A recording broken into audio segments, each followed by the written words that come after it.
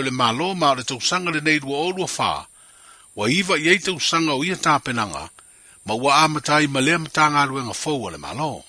O le asfareida na te nei na te tala aloa i ai le matanga aluenga o ele mafua ngā whanua wa ili vai ngā le Minster, o le matanga aluenga o puna oa wha le natura ma sio manga, le fio ngā tō sulu Cedric Schuster.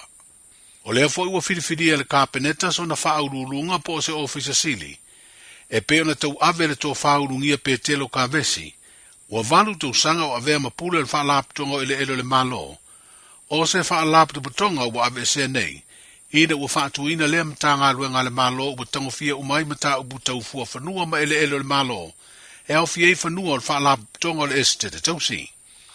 Whaalia e le tamai tai pāle mia e le telaina o lea matanga aluenga fau, e valu tesi ma le 5 miliona le vai ngā tupe na pasia, i le tala utua le tupe o lo wha ngā solo, e amatai le tautua lea matanga aluenga.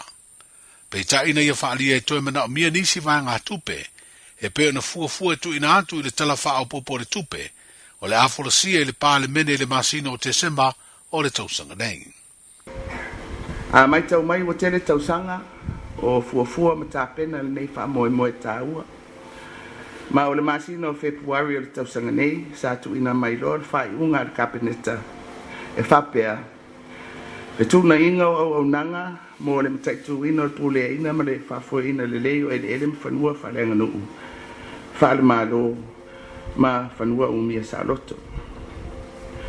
O le nei whai unga le kapeneta na whamao ni ai loa le whatu ina o mtanga luenga fau. Mo ele mafua ngā whanua. Mo le mataitu ina, o le pule ina, ma le whafua ina le lei, o ele uma o le atunu. O le aso mua i ulai o le tausanga neina amatalo i ai le mtanga aluenga fau, i le mai ai o na pasia le pāle mene. Le vai ngā tupe o le valu te si mali 5 miliona tala. E whaangai o i ai mo le tausanga wha le tupe i ulai luafe luas fulfai ai iuni luafe luas fulima. O lo whanga solo fitu na inga nei, i lalo ai e inga whatu la fono, i le whiseta i ai o mtanga aluenga o le malo. Ai e le wha moe o le a whatatia le tato tu la fono fau, o tape na ina, mo whanua ma puanga whanua, i le wha i unga o le tausanga.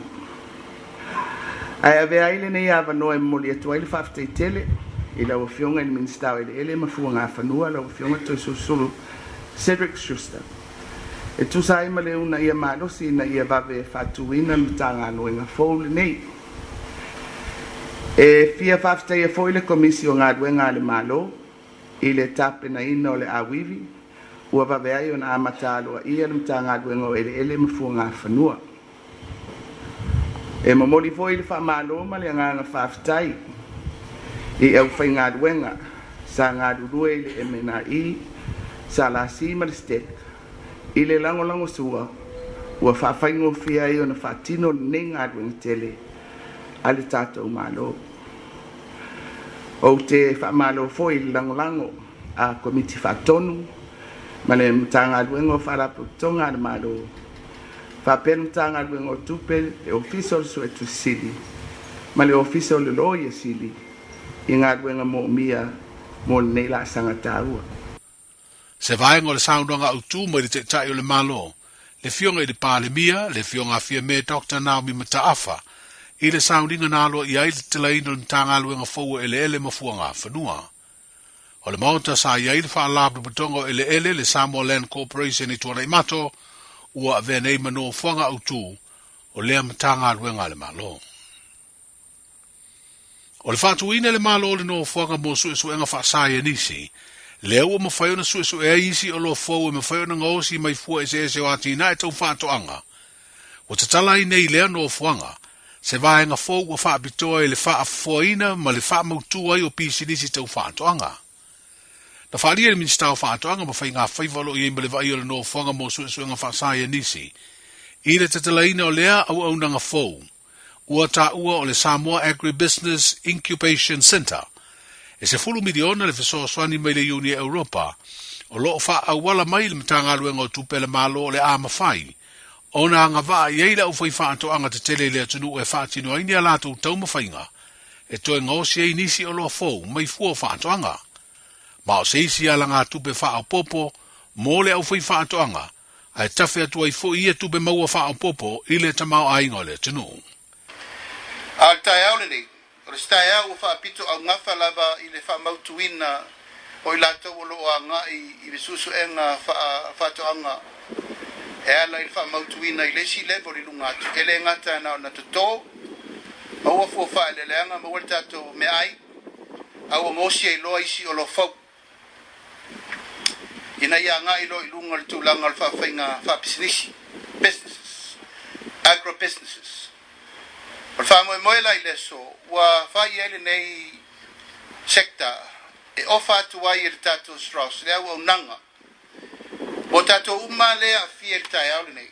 O lo o tonga lue ina au tau whātu anga i fua whae le langa. Au whai koko, au whai talo, au whai popo, au whai ava. Ulu, po whea lava le mea o lo o tonga lue ai.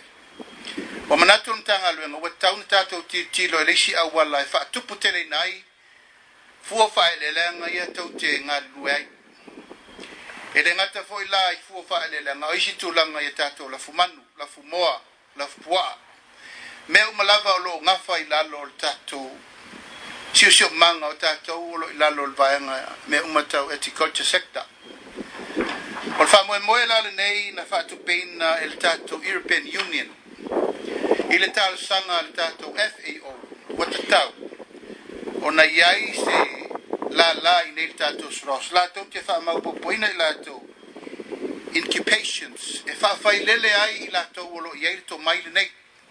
Ma la tau neo lo ngalua ina le tūlanga o whaatoanga te tele i le ngata ina whaatau atu ma mawata atu tau ma whaawala la alo i le si awala o commercialization. Ia ma tātou tiro lo le tūlanga wha lau tele inai o lo fau. O le wha moe tā uala i le so. O le wala watu o le pa ia mal mamalu o le tātou watu nu o le lava wa mata a lata watina i so se mea. I le maua mai o auto suenga, ia i mai se foi tūlanga results umo me umo lo tōnalu e ai ma tātou business. O nā mai whātasi ro le soani i le tanga luenga o le Strauss. E whātupu tele nai. Le minstau whaatoanga ma whai ngā whaiva, au fiai mre no whanga o suenga whaasai e nisi o lo i nā whanua, le sunga la auli le uatea polata i vau forces, met. Wa whaamama nei le suafa o se li i mai le atunu o Uzbekistan, ai o lo au mau nei le nu o le tongo, i morianga e tolu o lo na whai ainga whaamalosi po le toso teine, i se tama i tai mai ro tātu o tunu o tolu whātau sangalo na matua. O le ali o Khan Kazanov, o lo o whaalia le whai unga tustusia le whaamsinonga mawalunga, sa whainga luenga whaatasi ma le tama i tai na whaauluina le tangi, i le pueino le ata whaasolo i televise le Survivor Australia, lea sa amata pueina i sa moa mo le tolu masina, ae o iulai o le tausanga e lua na amata o na puei le ata whaasolo. O le tausanga leo lo nofo pui le atunu ma le rolangi mai le whaama i koviti, le mafua anga na nofo ese eitangata sa whainga ruenga le pueina Survivor Australia. O isi sa no nofo le Sheraton i muri whanua, a o isi sa no nofo le whaletali malo le Return to Paradise i matau tu i le whanga, le nofuanga lea na tupu ai le sori tūna whono. O le nofuanga fo i lea sa wha mautu wai lea na tangi, ma lea na molia, ai sa ese fale o lea fale teri malo na wha mautu wai. O ilo ilonga le wha amsinonga i maua leo le tu ina atu, sa lea mawhai ai le wha amsinonga na fausia se wha ai unga, e tali tonu ina ai le wha amtalanga tautoa le tamaita ina tangi, ai mai se le tāpenanga leo na lato lea mawhai o na tu ina atu, ele meni sili o na tāua e tusa o ai inga mawhaasino manga le tu la fono, e mawhai e na wha maonia tua inga mamorianga e toru o le whai a inga wha malosi. O lea ele meni, o le avatu o mau e langolango ai le mau e le iloto malie le na tangi, i le ngai o inga le o molia. O le mai au ne ilo mau na tu inatu, na taunu o ile wha amsinonga ile na wha unga na whafunga ine le asalua sifurulua, o le masino o kuso, e wha lea o ngā masolo ia morianga uma a leo. O toi te tala na easy fight to a moni fina ngaro le tātu o tunu ulau tele, e whaali eini o lātou langona mamanatu, e whaata tau i teu teunga le wha vai o le teu sanga lua o, wha pēr teu teunga le tū la whono whaamsinonga whanua maswafa le teu sanga le valea lua o. O te tala lea avanoa i lea tunu, ina ua pasia le pale mene lana tau alumanga taluai nei, le faitaunga whaalua o tūlafono tau whaofi mo tautunga o le tūlafono whaavae, ma le tūlafono whaamsinonga o whanua masua whanua o lua o, ina ua maea o na whetu wha i ai whinangalo sui whaipule o i tū malo palota, lea sa mōni mawina, le tūtū a ai o le taitai ma whaipule o le tuanga i e te ena teuteunga, ai o le tua le malo, o lo i ei no fua e tōrus furuono, i le langolongoina o teuteunga. I se whinangalo tustusia o le teitai o le tuanga ina tu inatu i whaatonu o wala o whaasaralonga ESS i le tunu. O lo ia whaamamawhai le aveo ia teuteunga mai le tua le malo. Maawa noa e noa tia ma ave se ai le aia te tauto o tele tangata, e pei o li ma whai pule o nu mafio anga, po o communal rights, pe a whai ai pasia ia teuteunga o le whaavae na pasia le pāle mene ia te sema, o le tausanga e lua o lua sfuru.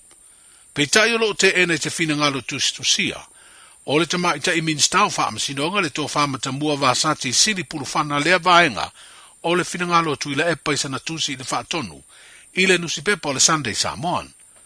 O lo tali le minstau whaamasinoga i le whinangalo le tai o le tuangai, ma ua whaalia le minstau o le whinangalo tuila epa, wa tai se se ei le tunu, mai le sao. Whaalia le tama i tai minstau, o ai inga lo i nei o le tūlafono whaavae, e le eise vaenga o whaamamawhai nia i ato tele po o communal rights. O ai inga lo i nei le whaavae, o lo manino e peo na whaalia le tamaita i minsta, o lo o whaata wai le ai a te tau o tangata uma. A mai ona to ilo le komiti whaapale mene ia teuteunga, le ai avanu ai le atunu ulau tele whaali o lātu whinangalo. Ona to e fo ia tu leo teuteunga i le pale mene mo le to e soala upuleina, ma sa ili ai se whinangalo le langolongoina po le te ena, e ala i le whaitonga whaatonu. Mō le si la fia o so se teuteunga le tūlafono whaavae, e mana o mia o na pasia i le lua vai tolu o na fua limas futasi o le pāle mene.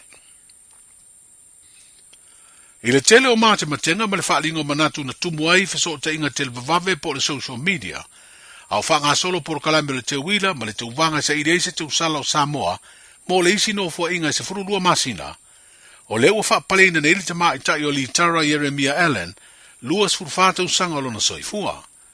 Na maua uma i lea te maa i tai te uva ua manu malo whailonga whaapitoa, whapea manisi o whailonga tōngia na whaia i eile whai unga whaamasino. I le to valu o te maa i tai te uva o te usala o Samoa mai atunu i whafo, pe o Australia, New Zealand, Amerika ma le state o Hawaii. E to tasi na mautu langa le to lima pito ilunga na whaia i eile filifilinga, o le te usala o Samoa mai le state o Victoria i Australia, na ia maua le tūlanga o le fourth runner-up. O le te mai te uva i a Brianna Fluen, ua vea ma te usala ua na maua le tūlanga lua po le first runner-up, ia maa le aia tau ave le pale o le te usala o le tunuu, pe a iai ni tūlanga ia fiai le whaatinonga o tiu te whaata usala o Samoa, e peo na manu malo ai le te mai tai o li Tara Jeremiah Allen. O le lua i leo te uvanga e sa i reise te usala o Samoa, o whaangai o ia e leo no Mea Productions, lea tolu tau sanga o lo ia whaatau tei ai lea vaenga tāua o porokalame o le te wila i tau sanga tai tasi.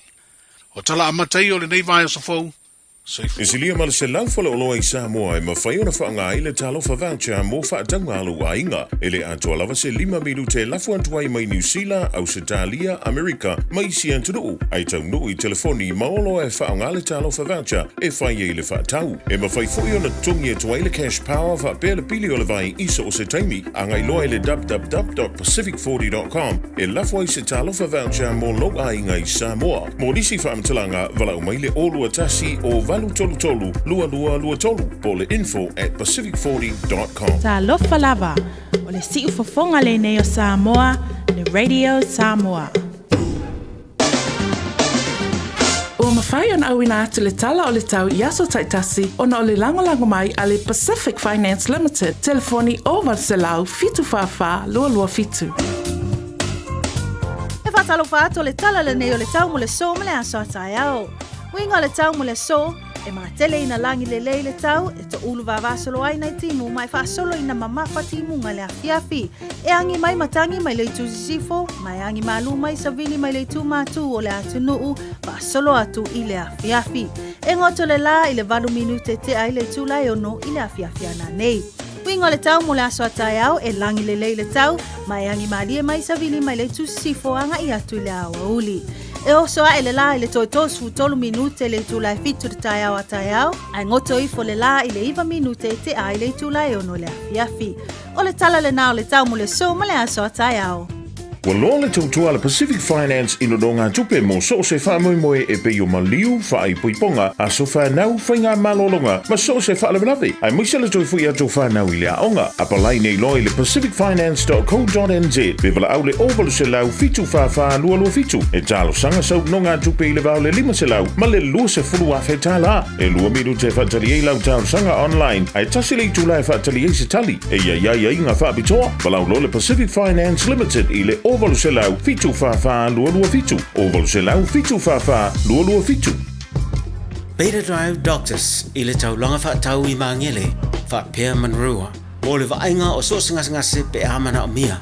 E wha tino e fo i ma tuipui o le whana witi. O tuipui le COVID is fluiva mo i lato is fuluan tausanga malunga atu. Wha pēr ma tuipui o le flu.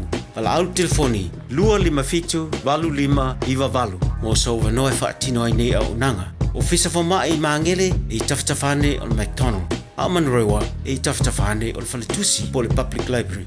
Beta Drive Doctors Clinics. Talofa o salmasinga whale lua Team Toilolo o le loia Samoa. Whapitoa la o unanga i mta uputau immigration, pepa malanga, tangata overstayers, so stoi ngā visa. Kapena foi le taxation por tu la fono tau la fonga. M5 foi on o tau avena mta upu whale tu la fono i Samoa. Whamal mole vidi mai numera o iwa lua ono o tasi lua lua. O iwa lua ono o tasi lua lua. Whaftai. O sa ili se whala inga e whai eise tau mawhitanga o le auli. Pe tali e fōini au malo. So suma i le Sandvale Buffet. O le a whaamalia ina lo fina ngalo i tau mawha o saunia le limo oe. Tuatu si iwa Atkinson Avenue i o Tahuhu. Lunch mai le sfurtasi i le lua i le awa uli. Telefoni lua lima iwa wha o. Lua lima iwa wha o. O lua fitu lua ono iwa o lua tasi. O lua fitu lua ono iwa o lua tasi.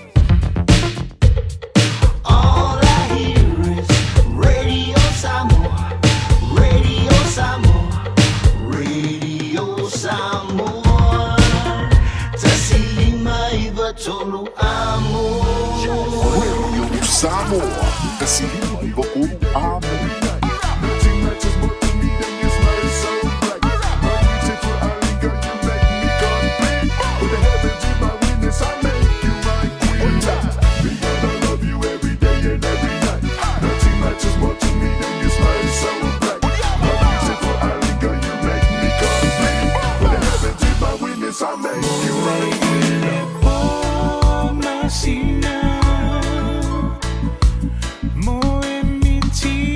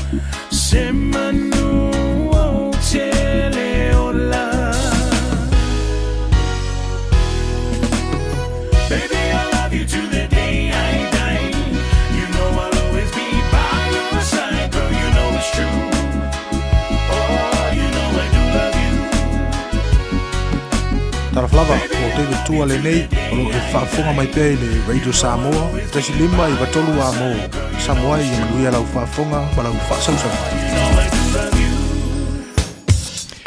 Se ufofonga mali o le sunga ya puni le divaingo la woli ina ua lua se fulu lua minuta ua te ai le se fulu ma le lua whianga i le turu o ma tau sing o le woli vai inga fo i le mai ai ya o le afa mua mua ngā luenga ia po le ding fo i a sunga fua le a suiva o le dima sino se tema lua afe lua whae pe o le tātu o lia i lona lofa ma lona ngā le lei. Ja, if je veel het ook nog voor een moe op, zeg maar, nu even aan het toe, dat ik waar ik al wolie, maar alle zo voor me weer, maar le lang je me na mai eerle vijf ongeveer van jasso, ja, daar sia ole nasa e mau ma losi o latino, ja, nga je twee sounding aan lotto, ja, ele na ole fa vesi lungo le social media, ja, maar le tele o fidanga no fa lia, ja, e missia te ole sounding aan lotto le fa ongeveer van jasso na se me vai today. Ja, van malo aan te vertellinga ja te tia e pe de hele to ma tanga mile down de lila, si ole me fo stimulate ma aan to lo down to ma dai, le ding fo i vai ngola woli, si o lia le taal fa ile fi dei. Wat as mele fjonga ja pe stapel fjonga ja li aan to sever to te ma futa wat as mele sunga ja Isaac Baunga se jo lia ja le fiafi ana nei o e fi kom sami jo ja sika ko wola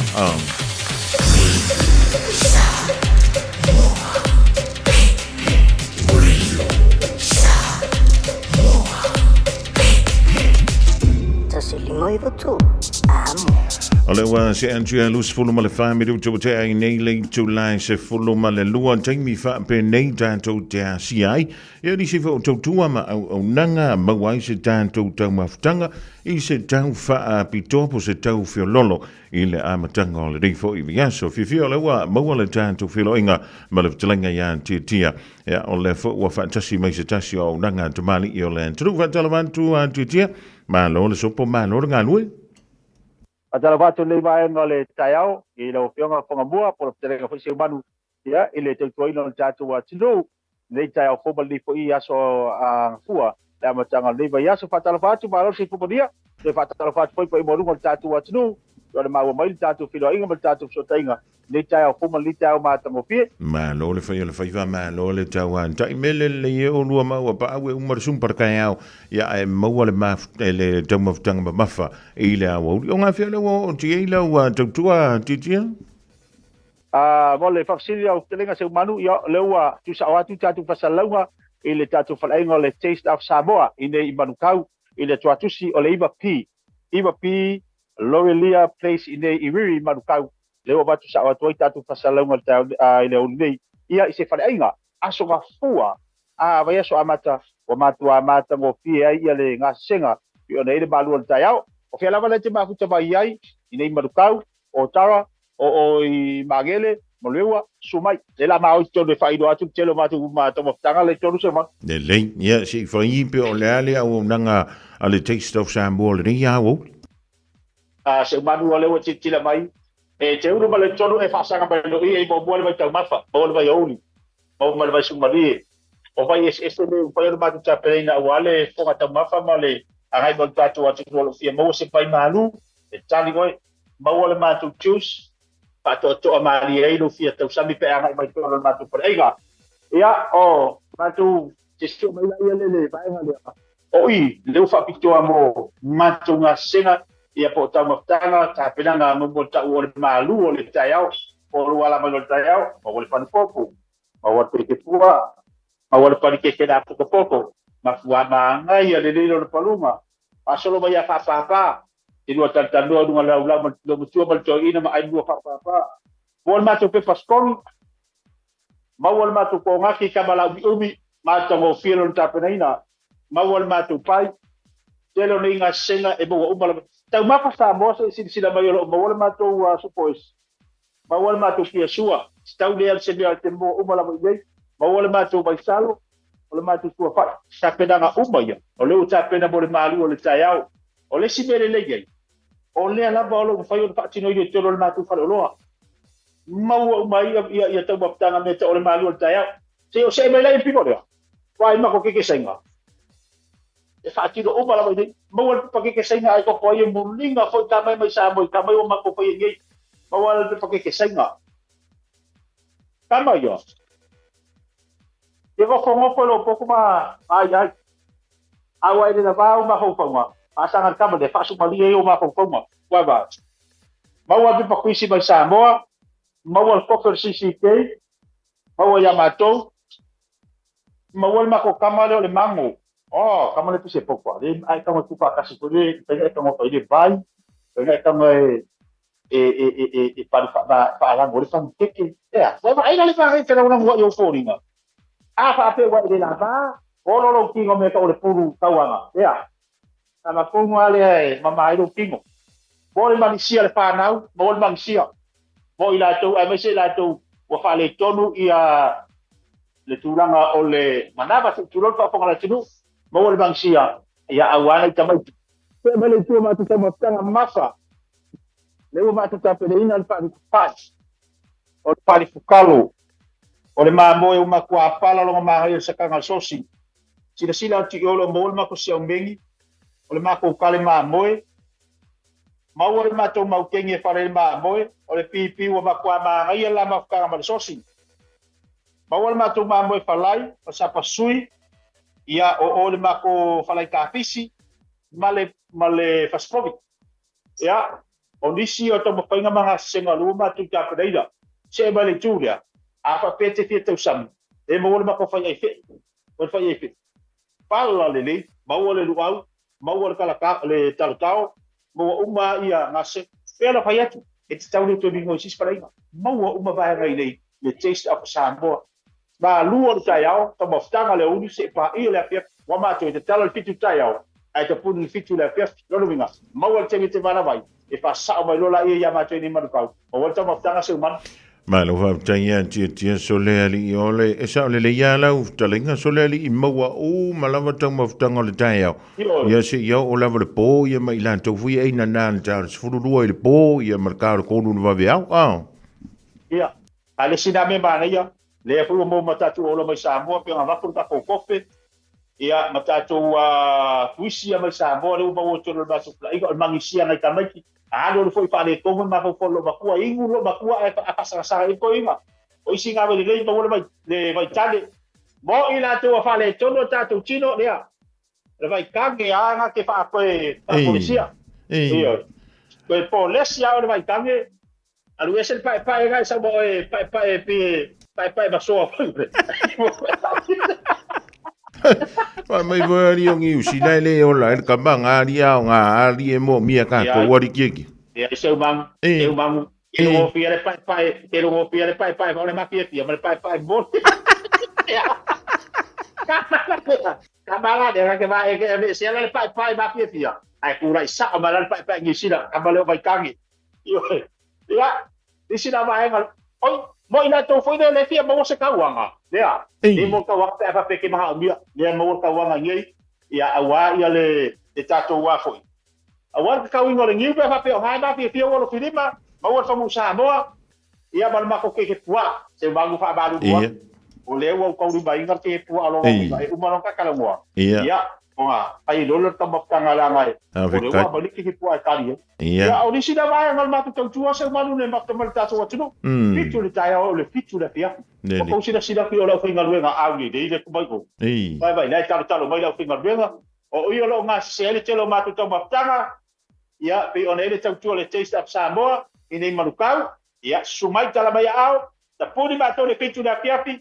Pe a pa pe te banaba. Nei se be tau polai se manu. Le wa manta pena la penga luega la tava tanga tela tu babat tai se I me kasi foi fa fote tia mo I mantou ye le yo on tu lava I manuka luwa ko ngai mai I le mol pe sa mai I le foi I le motowe o nga fia ko ngwai o so ko ile awala ka wa ko ngai le taste of Samoa fa mulmul se balua sa baina I Queen's of Road Kanga pasi al banga fanga inga pasi aku ka ko manga pa foi dele ile pa mole ale mopili ia o pipi pasi aku la ia tele yo o ile pa inga foi ile ale happy days e ti anga vale boa la o lu anga vale boa tele o le anga vale boa o ina la te mo wai la ile tu atusi dia pena watu o Lorelia place ia wa maua o ko kele kako tapi kako langa masanya ai le happy day ai o martini wa ko ngila ko kara maua la ine anga vale ai ga kaulo le iba pi kaulo rana fa chile bako kele anga vale ava mo mua kaulo le iba pi Lorelia place ine manka tai mo fi so winga maua ingal tanga okay pole kale fiku ka pugina atum se bon de link man over tanti tia ya tanto felo isting ya ai ambing yo nga wa pa ya kula ki po awarngi ya wo ai yo se bang ale wala ma kula ka mafanga o fa pa ta ta tu wa tuno maria fai malo finiva ta tu bla bla le sabo tu that Saturday it taste of sabo markau so I fu by maria so foi ya alle telenga ya tia mle fionga ya leon wo ya li ya Aisha Hooch o lo o ngānu loe mai nai le o nanga le Taste of Samoa o le tuantusi o le Eva B. Lorelia Place i Manukau. Eva B. Lorelia Place i Manukau e te maua iai le lantou tautua. Ea ma le lantou au nanga. Radio Samoa. Taslima e watonu amo.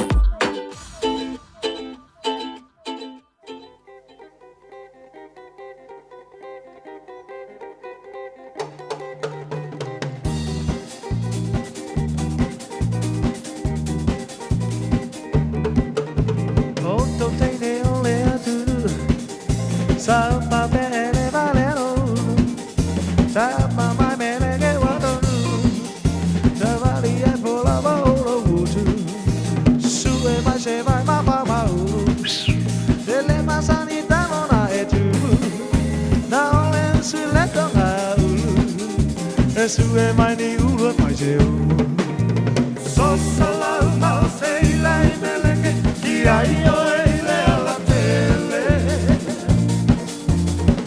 no po sala le ala tele masio ponga wata malete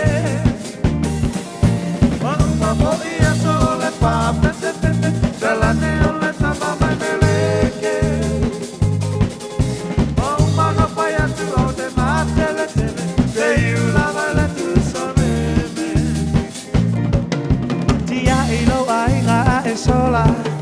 sola na poi sa tabua e a se ma fa ala talata ile pai toto a ole a sala savali vali solo ile ala e o se tene male taula a te le lo ai na lava e mama lo tu malo ala la paga so sola ma se ile mele che di ai o ile ala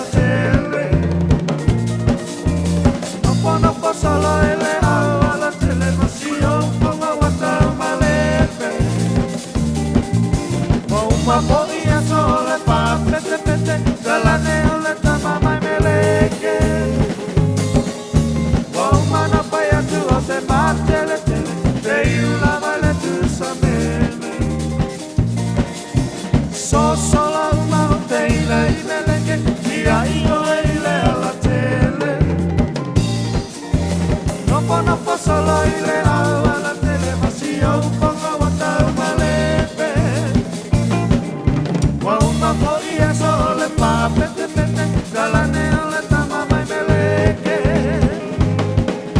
wa una no pa ya tu te matele te la vale tu sameme e se fonga mali na le fitu lima le divanga la woli tine o le tunu ina o to lus full family to na tale o le tu lai tasi tale tasi o tala I vai fanua te pera mai ele sunga ya se uni malau leifi stimule o to mau fantasy mai fianga ya la o pepe tala ilene ya wa se li poti male o nanga le DJ Cell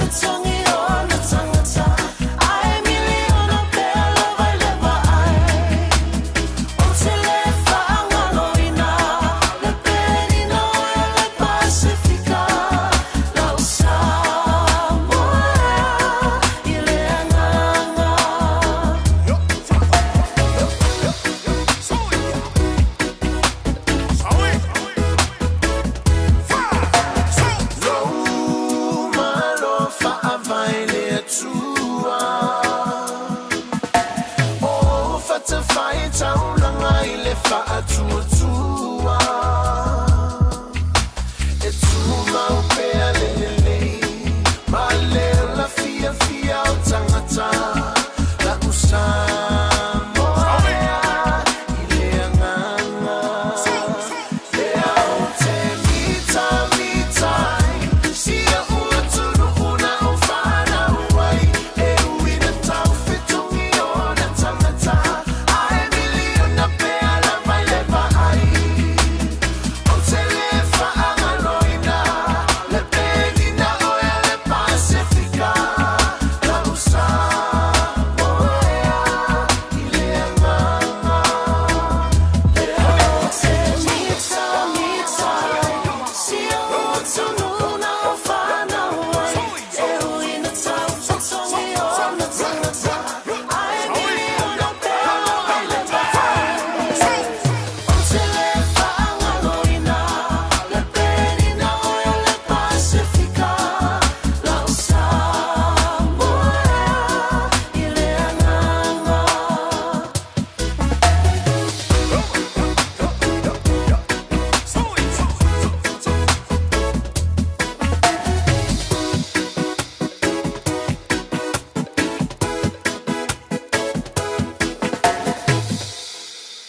Siw whangamali na le tumitai o tinei le rivaingo la woli rau joe lus fun minuton tale o le July. Tasia da lusia o le naua maua sina whaasilinga malosi pe a whai o nau tonu wantu lau tau mafutanga o le reifo ia woli o le a sunga fua. Le lek sei tan tuanga yantu le tutua mala unanga a le DJ Sao le amatanga o le reifo i viaso fia nganga o leu whaatasi mai le sunga le li pule le fionga ia le o pepe tala I lene wa foi ia le wha manatu mo I tanto o le lanto tutua ma le lanto nanga wha malo antu le ngā noe malo foi le onsa I le o fionga le o pepe ia e maise ai le lango ina malosi o le tanto sa I linga o se tausala o Samoa I le nei foi tausanga wha malo antu le ngā noe malo le tauata. Malole famalo singa wenga nei aso lau talenga fonga mua ya pola talenga foi se man fa filo atu foi pa angal tato po kalame pe masa ni ya uli aso fo ya malo la vale famalos ya pe ona esa no ya wa matula weekend ya na matua ai pisi la valu ngor tato social media ya onor le sa ilinga fo se la le ya o se tato watunu ya masalo sa ngai vol telo top apian fa tawul to tele mala foi samo ya non nau la vai fa so ile mtau io le o pepe o le antu no nei o tanto e sa o le kala le siko inganga a fa mai o le ku nguringi ka ke le via mi kai la va mo ya masalo le tele la foi fina ngalo o falia ya manatu fo I tulanga o le tato misamo ya tato mali ya la o man fati no tiu la to sa ngafa tonu ya mal mata fa yo le filfilia o se tasi fai ma tato misamo le ne tau sanga mo te loa na mafaina a mai lava no e charges o mai totel ya no winga di kortai me mo wai po ye malu masalo ai o maile si misa mo le tau sanga fo ele I maua se kongu le ya ai pangale le anga ua whaingo fiele a wala o mawhai e ona whaalia whira ngalo ile nei fo I tau I lungo le social media ia o le mea lana ia tātou talia ma mea whaalelele ia ai le na o mea lele ia le o pepe sa le ya o le tu le o le o fesota inga fa telvavave fa teknolosi ya ele I mafau fawina fo ia tatou na fa pea ina o mea man na ia tatou te ma mea lele e au ngai ya o le fo ma wala ya e fa ali e fo fina ngalo ya so se tasila o le uma tala le vanwa ya e fa ya o ia wa o lau telefon o lau page ya e te pule lava oe ya ai o le metaua ya o la sai se sa o tatou company Samoa ya e sponsor malo si fo ia le nei fa moi ya wa tu mo lunga nei tau sanga le tele o alum fa na o tono tatou misamo ya ele pe o sta usanga e mo ya to tele aputo ono peto lima ya tua matati an nei tau sanga ile to tele fo yo o le whanau ua nau fu e tu o la tu lima i lunga. Ia e o e tau vā fu e whai malala lei o Samoa. Ia talu si ola avea i pia isi fu i tau sanga ua nei avea ma tūlanga fu i le vava i atu le tele o la au whai ko mengi i lunga on Facebook. Ia wha apea lo i le aila o lo talea lo whalao i te ai tola ata alua le mispe a whai o toi ngā whamtalanga ia le whai. Ia wai whai fo i o le nā o le nei, ia ai o tātou wai e pito sili na whai tiu. Ia o i lātou fwoi nai pito sili ana le ise me o whai ai tono al whamoe mwene. Ai whako ai loa hoi ana le au loi lungo le awhiri i leo pepi. E pei ana o vēntu le amatanga o le tāntala doanga le nei au. Tātou o fuina ni o fufui e ua mea. Ia pe whaian tātou o fufui e tali e puli whana le ami ma leo leo. E kari ei mea ia wa a le malova pe dalo fatu malo loto. O lona wing. E makua fasia o ele ka yanga a makai al tau vanga le nei ia leo pepe. Ia e le whaingofi a wa le ngata tangata le alo.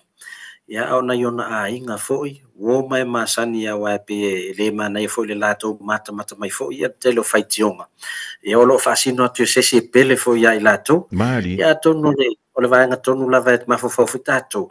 Ia tafona matu fahu ana fa pe so wa fine le ia. Ia e mafaiona i fai e infam talanga fa pena. Mari. Ia tato tu foi, luma tato foi tua wa e le whaingofi e fui ia le ia tūlanga i tāpenanga fui ia o nei whamoe. Ia tele fui ia le mental impact fui nei te niti sei tūlau. Ia o lea e o whai masui awa leo matua i tu watu alato i luma. Ia a lao matua i whai ata wa i ngā maa e pen masani ia tō tele.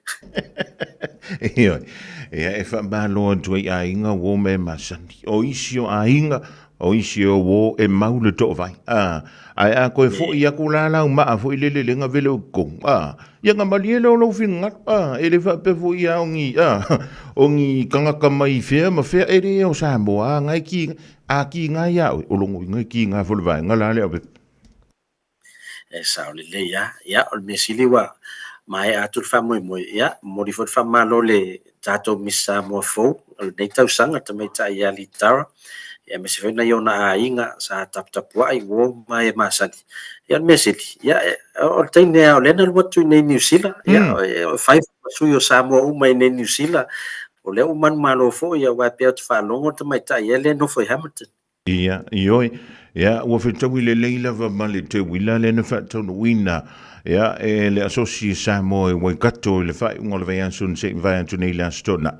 Le no winga po le ale le la va o le vaenga le ye le lo le pepe le stona nga uma le kauvang ia wa makua te a tu foi malele la vala to ia fa malo ia e wi to te le malo le super rugby ia va tu ia le miss mauto ia se le pepe a we ke sa ngor kulanga le wa le nga malo le plu ai se ka ka ngo se ke mir fa ya ngor ko opere ki fa mbo Toa tele lau leo le lotu le fie le toi whaia ina fo ia tatou au New Zealand. Ia Afrika. Ia wa tailo ia iso man. Ola so finangal. Ola ia va ia tupe o tau le lava options al tatou whaia o ngai e tau mwhaia le tatou au ina ia sili atu tau mwhaina lo Afrika. O ia tu mai e lo mawhau le au pepele mawhuanga na lai o na e sil whaia o ngalangolango ia Leon McDonald. Ia e fesilingia ia wai pe ia se mafuanga len sa noa ia le sunga le rifa ia onga e le unga tusalo na fidangalo ma se manantu fo le sunga ia lio ia afaila o le aka le wa lua fo ia inga so o lo no le ila ke le al fale ko le wo tong toi fa le ia le sa le ia em fai fo nta to fa pe ia na ngole fa to a mata ia sunga ia Scott ia ai ono le expectation on neat no ole la kapi ele ai se no e silia tu na le selato au na lo New Zealand pe fa fanga Thailand talia to nga me tu pu metini ele ai se ngol fo ia inga le o pere ki la pepe ia ma le tulanga fo ina o ia i fa i unga i la to fa masino i lunga o le vani monimo i le pole stona Ai so ye. Ia ole mea taua, ole nai wha o ngā ina le tautua ma le udanga le DigiCell. Ia wha kai kele lava mo a kou teita ma kou bundles ia na wha antawin. E wha ali e le tau fia ma le tau wha ngau le mani. Ia e. Ia ai spito isilin fia i la tau. Lea na wha manu e ina le tātou se. Ia, Lea na wha atino la whainen tēnei. Tolu of tātou whailonga tai 5 se lau sa wha peona wha atino ina. Ma mo New Zealand ia o tātou 5 se lau mua o le top up na lafo i Vanuatu na manu malo o le 5 se lau lona lua le top up foi sa whatau whaloloa e sa lafo i tonga lea na maua foi le 5 se lau ia ila ma tātou top up na whatau el whaloloa ia ma lafo i le numera se i sa moa le fitulua wha o no 5 fitu o fitulua wha o no 5 fitu o ia lea lai manu malo le isia tātou 5 se lau o le numera i New Zealand sa whaungai vilele numera over se lau le whaingo top up lea o le olua valu whātoru wha i valua i wafitu olua valu whātoru wha i valua i wafitu mo au se tālia ia e eile customer na whaungai le click X e la fori tupe i fiti ia le manu malo i le tātou 5 se lau au se tālia ia e foi la male entry ia o whangaina foi click X la foi le tupe le fitu lua no lua lima fitu lua no lua lima fitu ia o netina manuao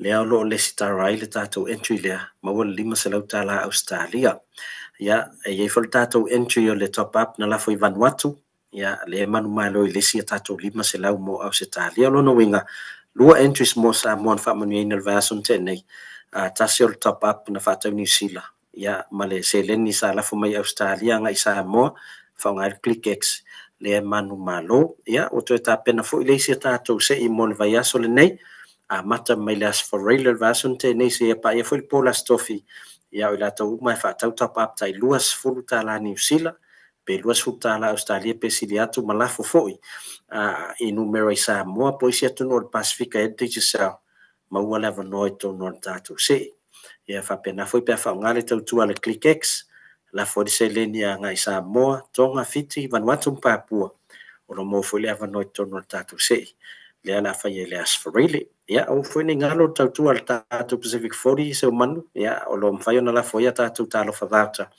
ia wa foi le whaingoa whatau anai ai ngai Samoa ia whapena fo ile tongino al cash power ia marepili o le vai ia lo mwhai fo na la fo le vauta nga i wharoloa DigiCell ia e mwhai ona tongi se telefoni molo ai ngai Samoa ia ai ni si vaenga le tautua na miel sosoani ia whasota i mele o lua tasi 5 ono tolu whawha o lua tasi 5 ono tolu whawha ia e iei male wha mo tātou skopa se manu te wangalo ia suto nai o le tātou tausala ia pauale o le tātou fundraising a le skopa nei tausanga ia amata le whāle fiafi ia tauna tāi fo le fitu o umai o sa e tāpena le sa se umanu tātou te leo toi fia umi e le tātou fia pupu tu lava noi sunga i whawhiangainga wai whewelolo fwy nei whaife au ia o confirm e o mai ia lava teimi a ngā ia fwy whaise malo longa wa fwy le lau ngai no le upo le atua ia ila so sa so ai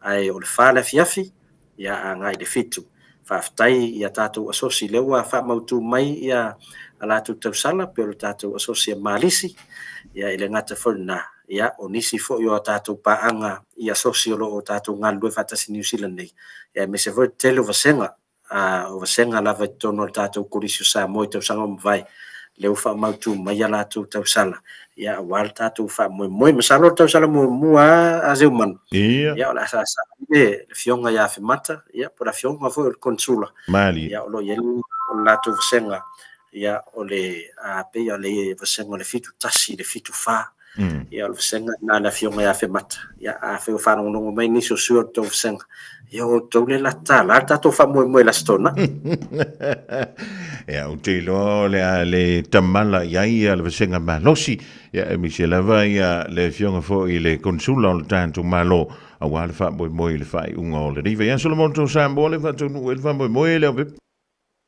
ia o le moto Samoa nei le astona ai ia i le whae le afiafi leo le ava peona fa ta ngua ia no te inga lava se o vai nga tong le fai mo fina sui lava le tato ka paka ia o ta pena ina fo ia se fonga ta mafa fo yo pa io sa mo la a fie le aso io mai mana nai fa na fo o mai tato sivam tato fifi fatas ia va ve fo le on tato ta ape la stona le malo fa tai ia dawa fa fonga jile tanto tro le fionga ia le pepe ele ngantol tu ale DJ Sal ia fa pe fo ia fa mo tamam tini twaisa ta wina le kulisi sa mo I tau sanga o tonai ia le tanto tau sala na wanga luenga le sosi ia mo le sosoni anto le kulisi sa mo ele nei fo I tau sanga ia le tu se vanga ta we te fi sa do ele I toi fa mo tu ia le tan telefoni le pepe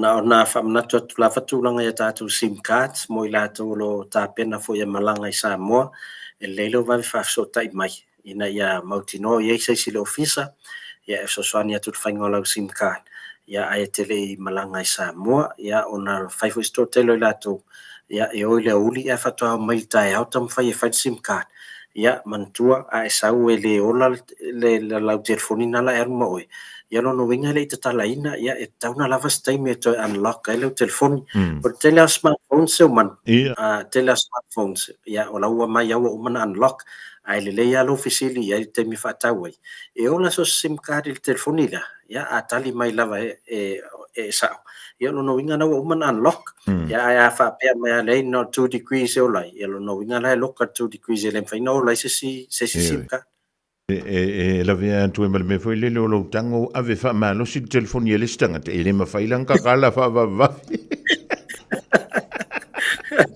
ya pe ona ta o foi fomu ya o tato numero o lo tasili mono tolu fa o lo tasili mono tolu fa so tai mai ai manu tele ya pokala me torneia so fomu tai ya tanto mai ta se pe na sa no le fionga ya la pepe tala le pule o le comprima lo sia le DJ Sound le tonu o Aukilani Manusila to ya te mo ile o lo tasili mono tolu fa o lo tasili mono tolu fa ya lana numero ma fanyola e so tai ai ile ni vai ngola wo li vai o le tulanga na lo tango fu le telefonia le si e tom fe tar mo e ko e mawa oi ile tulanga na pe a fanyola e lokal a fanyola e lokal kelfon e se le lokal fu le pin number a fanyola ma faina o lai si sim card e se me le sim card na fa nga ile telefoni line li voita o lo no ele ma faila ia mi se lava pa pe temblanga leo ali foka e lurka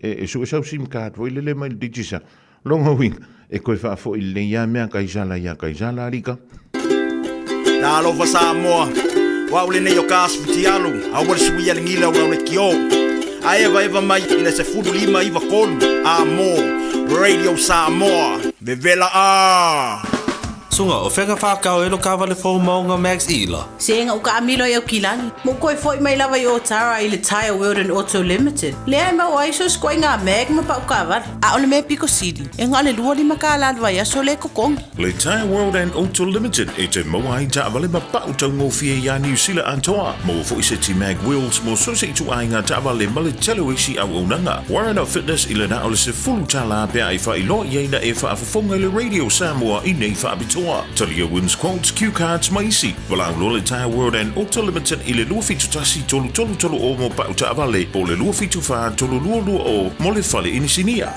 Talofa Samoa. I mawhai na fisoasoani atu Dr. Chen pe a whai te a fiele mai suka. Tota mawalunga le maua se whanau. Mai sela, fatu ngao, ti ngā le ua po tuli. Fa alusi le tino puta, ka nesa, ma le tino mangeso.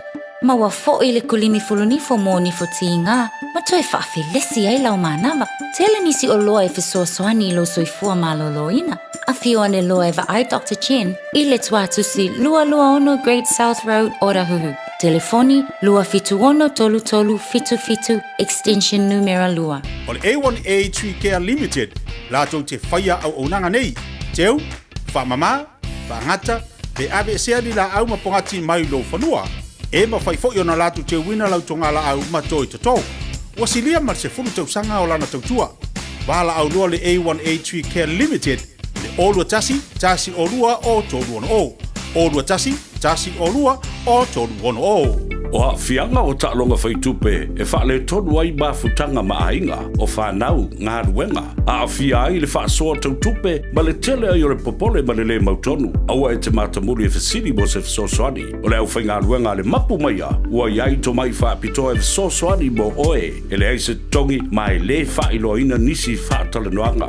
E ta lia so se tangata e fia maua se whasosoani mo se whaatale noanga i a fianga o ta'alonga whaitupe. Le mapu maia. Telefoni o Valusalau, lua tasi, lua lua. O Valusalau, lua tasi, lua, mai le valu i le tai au se i o le lima. Tasi lima i watolu amo. Radio Samoa. Siva maya o le tau sala. Ai o le ni tama. Tapa tapa, e mas le sei follow la dola ava.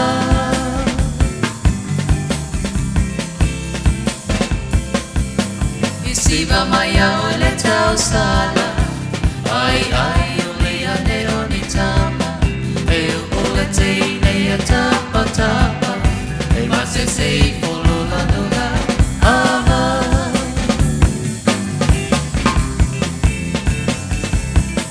E mana ia telefo i le vai I se tama I taia si vai vai Ai atu wha amalo Mo wha ale fo mo ai o le fo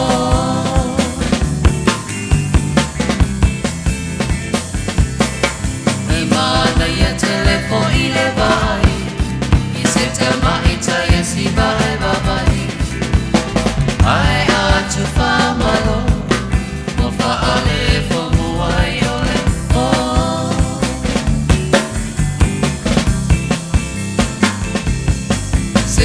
Salala matata ata ai o le uma o tangata ai amata fa au wa pa ulu ai fo ile manu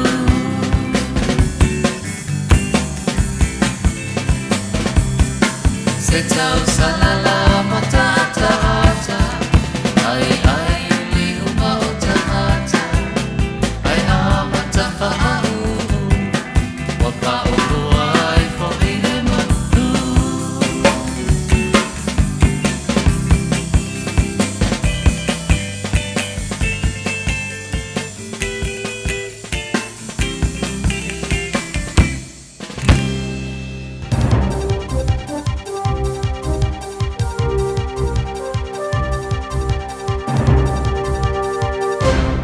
Malo for the morning, try if I tell for for it. Fafung about it, no lam tang on the name. I so tell them all the nature, more till me told I'm on the for Chula only. Tell it to more. To our fear, and my malo, more sounding, and my twilight to finger on a fat by time is off on a soy for. Father love it to that valley. Ta by pop if I'm insisting to sing a lily fired on the Lotele Papuni Kenny. Talonga to a Toma, not to the sweet up 10-year-old black, certified in the soul. In the spring box. Fafamaya. Falau telino ni tala. E siria mare lo se lau lima sfuru ila to sa tawa fia mo sounding of manatu mo tang te finga lo fa vai te misa fana so fo. I le fala lave tu tala bale I ramaram mai li tu sau te okilani la so ros fo no masin tulua yo o kuson. Ko le sounding ala sa side mo te sa mo mangere sa au fia I mar fali tu le aunga cherry le aunga e to su fi te sanga. Sa mali wa ile fala lave. Sa ia whailo ailo na nganga wha. Ta ira mamalo le tunu sa whailo alo la tua nganga lofa I nei teime whainga tā mono na inga. Ta ia talo sanga I nei te talo mo ia malana whanau to wha. O le iso I la tau, o la to lua. I le mori morino le tino moriu alo to lua I Samoa. Ai o le isi to tolu o le whaatari atu ni sila name. Sa ia whola si ai foi. Ia tala whea vea I malere malamalama sa li mataita I nei tua inga se se. Ta whalau tele nei lungo o wala wasto ta inga lau tele I lona whaalia. O le atu maulava lona malo si ma te talo atu moia. Ma tino malili o le aunga ma ta vao kilometre wa whata oto e toe whapo I atu I Samoa I le solua tai au. O le iso I la tau sa whasau ina ma I le whaarablave sa a wai e fo I le sauninga I le tūlanga solonga maria. Wa ia lona wha moe moa se kilia ma le fo mai I le toi Samoa mo le mori natu ai tino malili o na uso whainga ruenga. O le fale tua uili whaofo le sa alue piki mai ona tei mai pia plenty to iai la tau sa malili wai ia nu lua sa awai foi i le sauninga. O wili sa whaiolo na whale lau singa i le aso wharaile. O le sui tei kai o le pāti le leipa ka mea o se puloni, pa te se me tamata i whai pule ia le maunga lidia so sene ma Jenny sa lesa. Ma sui whiri ar pai ngā malo whaalo tui whale te wanu o Nick Buckledge, ma lia mana ia Lorenzo Kaisara o sui fōi ar whaapali tui o le Pasifika, i le leipa sa Hawaii. Ai komisi sa moa afa masanga whaamatala upu to le afoa, ia mare konsula o sa moa afa mata pal salue whaapo le lua le malu, sa awai le sa ninga. O le sui ar whanu whaatonu o le la o tara, papa toe toe lia mana ia Kaisara, sa ia whaavaina se i tūlau ai si tupe mo ainga e tō tōru whana soi fua, le sa fua ia e le mamalu le tunuma i la tō a lofa le tusa male ono, se furuafe, te la. O se isi tamai titi sa whano le ola e mapua mai se manoa tosa pupuni sa ta ai le ua. Tolu tau sanga talo na tapaina. Esa tangata whapito e su eina tino mali liu lilo po le corona, i le te pulao ni tūla whono e vau i ai maliu whapenei. O lea tamai titi a onga whātai tai o lo tau whia le whai lolo nei ngoa. Sa maua la vea le maa noa tosa pupuni lo na ua ilo na potumoi a Ian Warren. I le umala na so e ngalo whaamatuina i le so. O toi whaamanino e Coroner Heather Mackenzie i le ungo le suenga, a Coroner Mary Enda Borrowdale i le luafe ma le rufutasi. E tawala mai se tamai tite spuiva masina sa panolonola i se tūlanga tari tu sa whapea. I ungo ne suenga, sa toi fautua inai, e Coroner Borrowdale i le matanga luengo business i mga luenga, e amer fa mo i ana fuafuanga mo ai nga fatino. I le forfolaina la veo le Minister of Business i mata upo tangata whaonga o loma tautua, e wha amalo sia tula fono, ai po wha tūlanga na ea fuafuina, e pui ai tamaiti ma ila matianga o manoa tosa pupuni. O le otil tamaiti te simareiva masina o te ono i ei tamaitu o whanola, e mafua mai manoa tosa i e pupuni ili se furu tau sanga ua mawaen. Happy time. Tolu tau sanga muri ade matula fono e peona sa whaamatalaina le corona i lua whamare rufutasi. E o lava le teimine e le i whaia i aise toi teu-teunga. Ai ua whaalian suiso upor matanga aluenga business i mga aluenga por MBIE. O tilo i ai le ungo suenga a Coroner Borrowdale. Sa longo ai e mātua o le tamai titi sa whanolo na ola i a Januari a Coroner Mackenzie, e mana o e wao ia se isi whaalam lave wa pene, e toi tupu mai inisi mātua, mainga.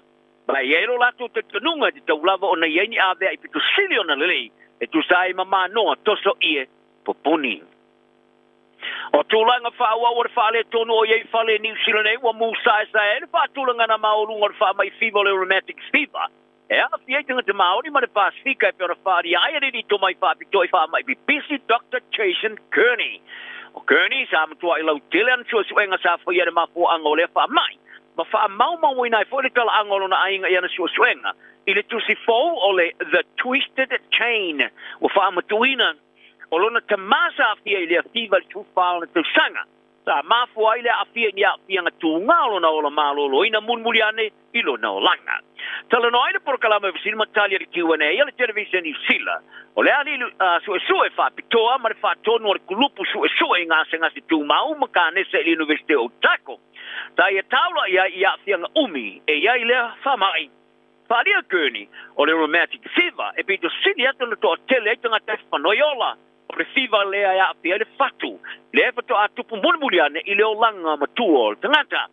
Bai e ta wai e ia le batai me le ilo ai pengalo toi le fever pe amai ona pia ai seisi au lai keti. Ai fato a toi mapuna e pe amatua ma a fia ilo ma le fatu. O tangata o ele ma le Pasifika i New Zealand Australia.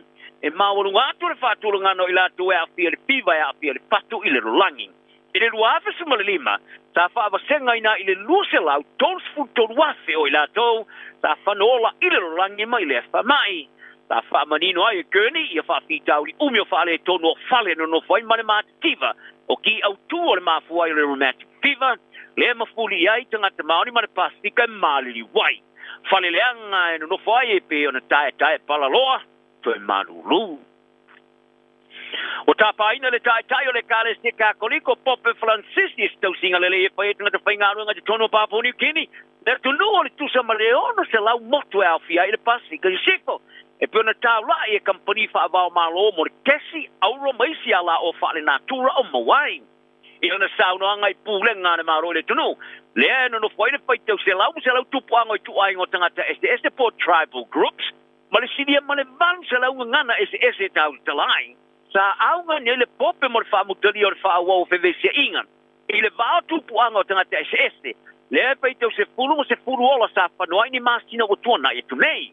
O Papua New Guinea tu sa male se fulu tu sa male whaalua miliona lana whai tau wawhai. E tu sai male tu singai ngō le nei tau sanga. Iwas furat paseno le tunu o tangata Kerisano. Ai o le tau sa tas pasene e tāpua e le Kakoriko. Na ia whaali ai o ala o whaali nā tura e Papua New Guinea sa fuafua e le atua mo tangata taito ta se uma. Mai tu salava po tangata tu mai whaapitoa ma company te le whaavao malo i atu no i whafo e whaonga ina ne ia la oa. Ai ole mea sao le mo mio le tilo tangata loro toi whale. Pe a whaso ina ia vai ngā tupe mo mai ai. Ma whaafai ngā rua ngai tangata i se tūlanga i whaale le ia tiri ai o latu o langa. Pope sa tau nui Papua New Guinea le pōle Sofrila sa vai ngā lana si singa mo a se fumalirua. E au fiai malana si singa Indonesia ma Singapore. O riso tai o le Pasifika sa malanga papito e Papua New Guinea whero e ai le taiulo le Kakoriko. Au fia le pāre mi o Tonga, le President o Nauru, ma le whailau tusi awa o le whono le Pasifika, Baron Waka. O le asona nafi sa lele atu ai pope le loloto le vau matua, o le tunu, mo le asia tangata Kakoriko wha mautu stasio no whanga pito mautua i le lololangi.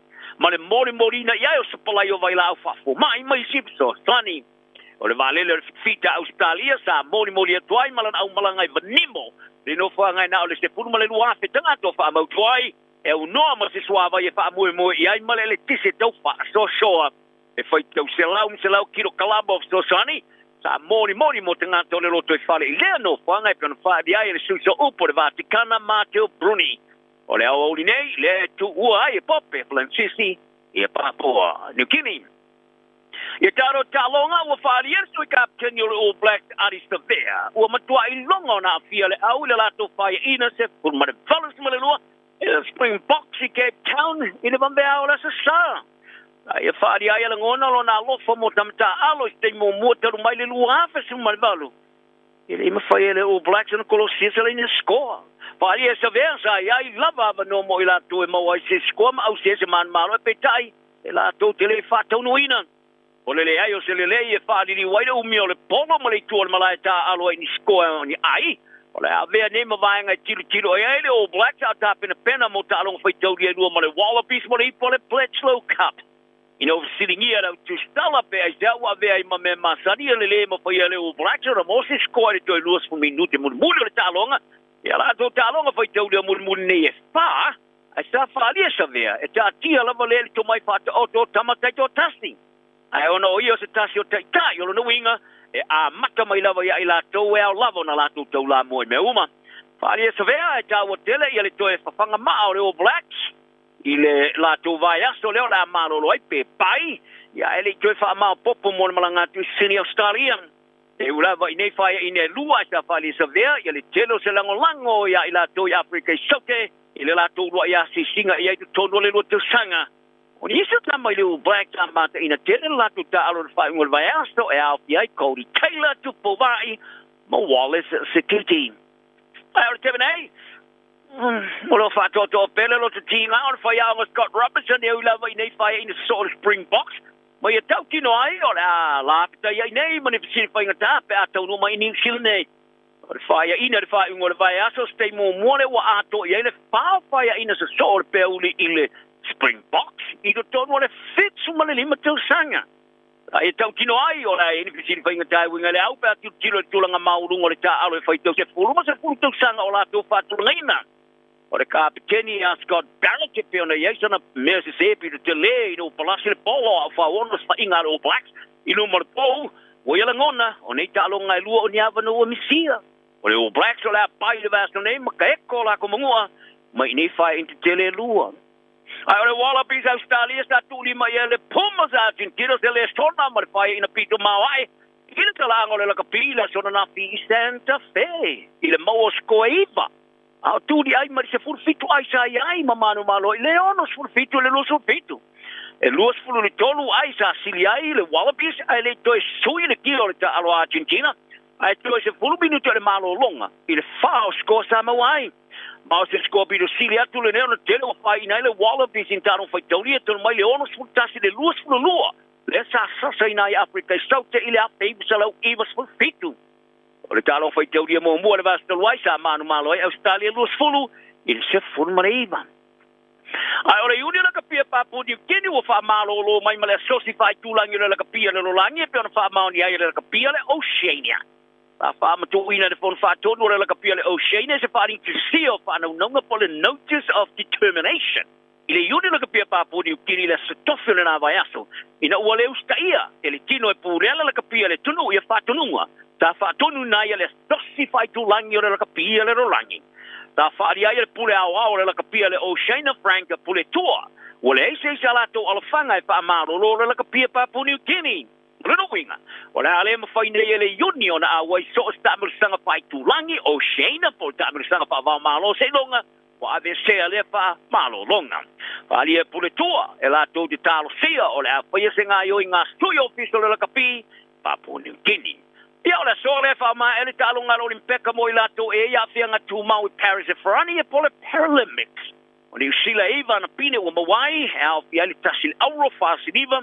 Ia mare fa po mea malo tulanga siliva simaltasi ia tunu ma lato pina maua. O seina o lo tulanga moa ele luas e lau luas fur pine maua. Iwas fur fa aulo fits fur ono siliva.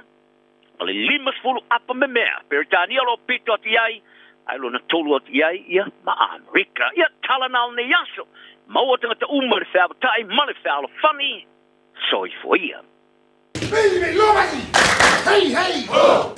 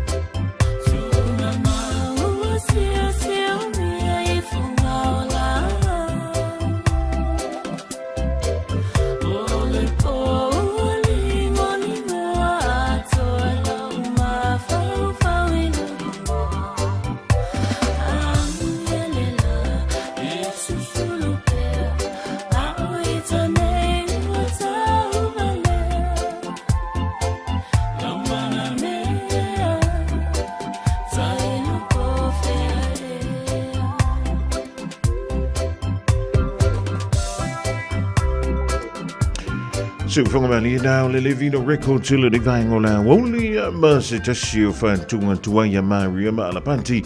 Wo fa ngoi na sa o sa vali su sa han. Ya yo. Ya e what. Ya wa na ola au Oliver. Ola umana me e pofia o ya. We yo se fulu male iva me du te wate nei lein tu line tasi le divine ola. Only a fi le nei mano no dance fulu malua bola afo se fulu male lua. Walivan tone toyo o ile tau fale whaingar wenga wha wau tiu te mau whaiva ole nei fo ia songa fua ai a whai o nei io e wha mi ala lanchi le nei au se ia io e mauti noa o oio le supervisor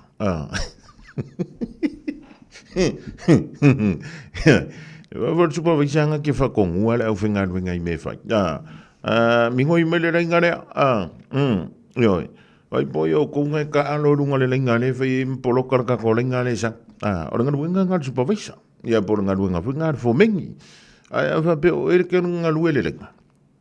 Ia va vi o lenga. Ia. Wa me nga lenga nga sa wa ka ko o ka sa ma poloka voi.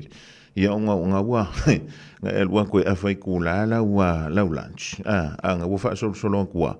Il fa fu 5 minute male tula amuia o ye tangtang mala lan jile ne ya honi va tinga tula sunga ya se uli mala le fi mo anta tu tala ya e pe ona e fa fonga tu ya ile a wo le a fina e misia ola to mo se fa mo ponga ile tula e lua ya ba anta tu wo le antu le lo fa mala ngale o le tu wa lo se fu minute o te a ne le tula tasi ile nei fo I vainga o le woli Ole fa marantu mo le tātou turu a whai o nai te mafuta mai e to tonu o lau tāwale e ola le Bluetooth I tonu o lau tāwale.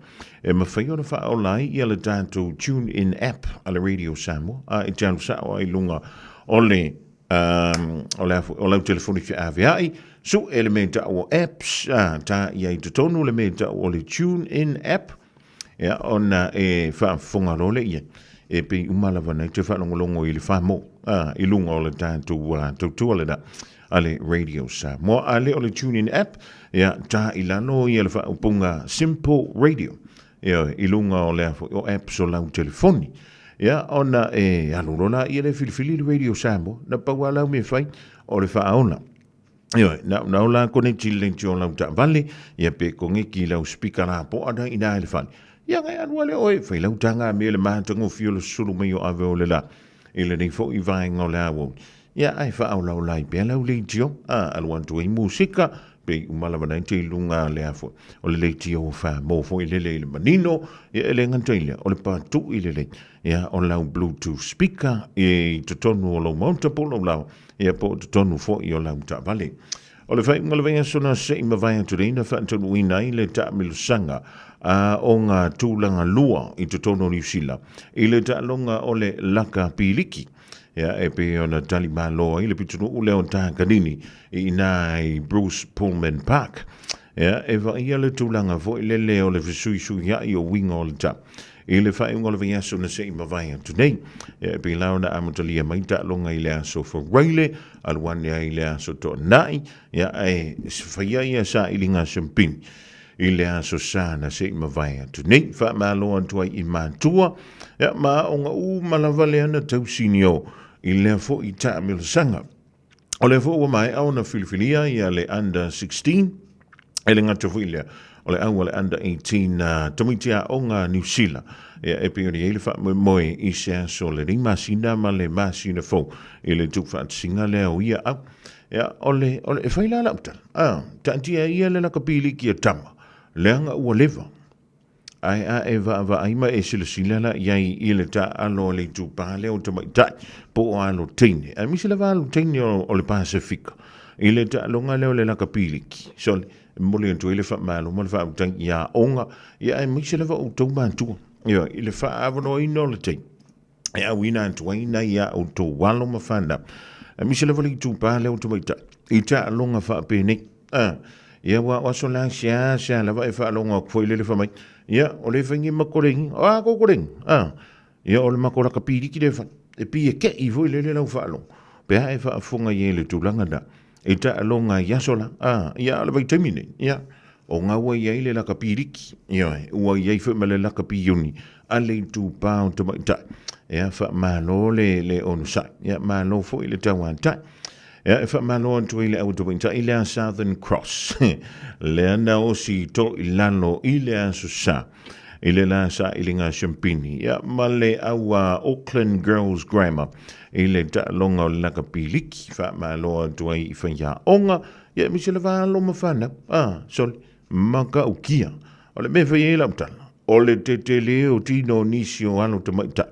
Lena ta aloa i le ta alonga le i le asa, ai whai a kula ukala, e siar kire o kingo, o le sao sao, e whai o le sao sao, o le fiwe pui, ia malo le wha malo, lo si malo fo, ia le ono sa ia te utong, amu ia uko, o le ke le avango, amu ia alo ma whanau, i tu tonu o nei atunu, New Zealand, Australia, ma le tele o atunu i fafu, o lo o ke le ia ka kou avango, le wingo lauta, tele avano, e le mai le netball, ia e mawhinga e anu le rakapi, ia a le mai le rakapi, e anu le voti, a le mai ngā, e ke anu i le tennis, ia e te anu i o le leafo, i le rakapi riki, pe ke anu i le soka, ia pe ke anu isi ka alonga i whaile vai o le water polo, tau vanga a au, kau vanga ka moi, kong ngā puru mamafa, ma le puru sana walafa, ia mana ka ko la au umi foi le velo po se kau, wa ia auto, amu ia auto le whanau, i le tele, ma le ano anoa, o ava noa o lo o tau mau, ma kou ia sola, ngā misi mai ai lea o ngā, whaile saka, o mala saka, ia alurola ia le whele mamang, ngā oki mai ai ngā whamai, ia alurola ia so me siau ngārwa, o wene mai mau o kupe ngā kuri ei o e ngi lea ia lena, antu whanau, e leo toi mause teimi o na amatalia leo, o mana o longa le whanau, a misi ala visenga sifuru mo le tolu, ia li iman tamai tai, e a mantala antu wahanta penanga, mo su enga whaai uole nei tau sanga, su enga e iei le NCEA level 1 o le level 2, ia antoa e fwoi ma le level 3, mo le vasenga se fulu ma le tonu. O sa uni, wa e loa o e le tamama le tina. O le a le mata upu, o le a fwoi. Ia le la sanga leo le a o iei le wanta le ipo le wafine. Pe a mai ia le vasenga se fulu ma le tonu. E anu i se university, tau mawhai iai, e alu i se mantanta i se ese, ia pe o le dawa a mantau na alu e whainga alu.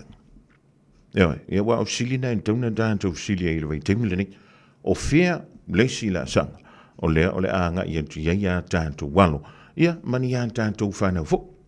Wa o le antunu unei, ia ele a ia se me maua mfu. E kaang ia ili mo le whainga o sia ka komea, e mo i o le maua nei so soani laiti, ia a ele o se fe so soani te lei.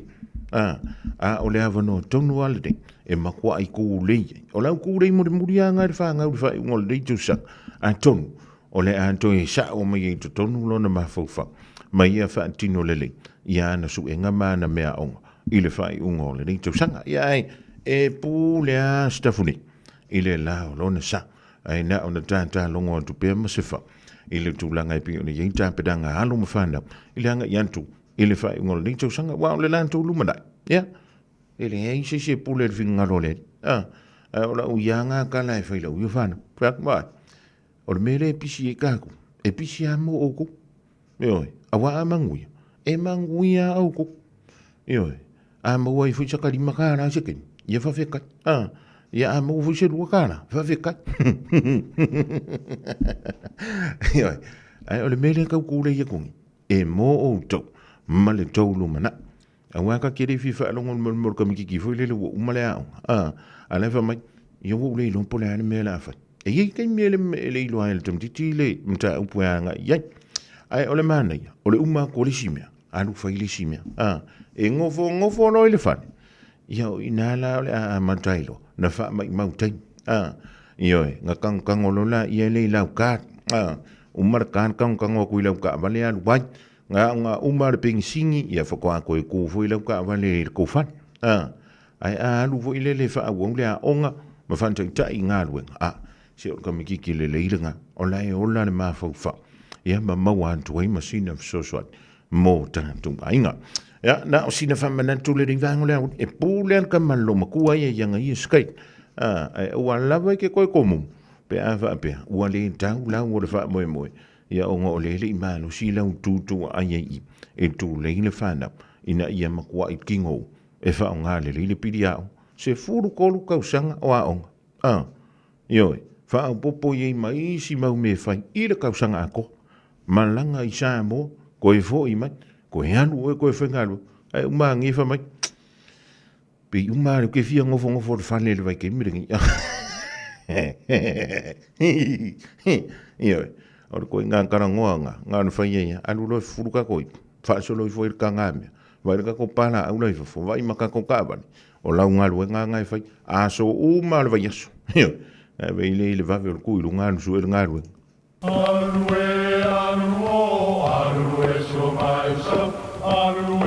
O Samoa o le atunu ua mai au na tofi. O le la au ua mai au ngā tātulanga e le to e tau au whangaina. O le vai fo I ua malili ua mai au na saiki. A o lau polo kalame o le vau filifili. Ua na o se toi wha manatu. Ua na o se toi whangu ia ua nganu Samoa. Mau upu ta oto, mau upu tu. E ala lea I ala ngā upu ma muanga ngana ma le vau ngana. A wane I emisia le tātou polo kalame.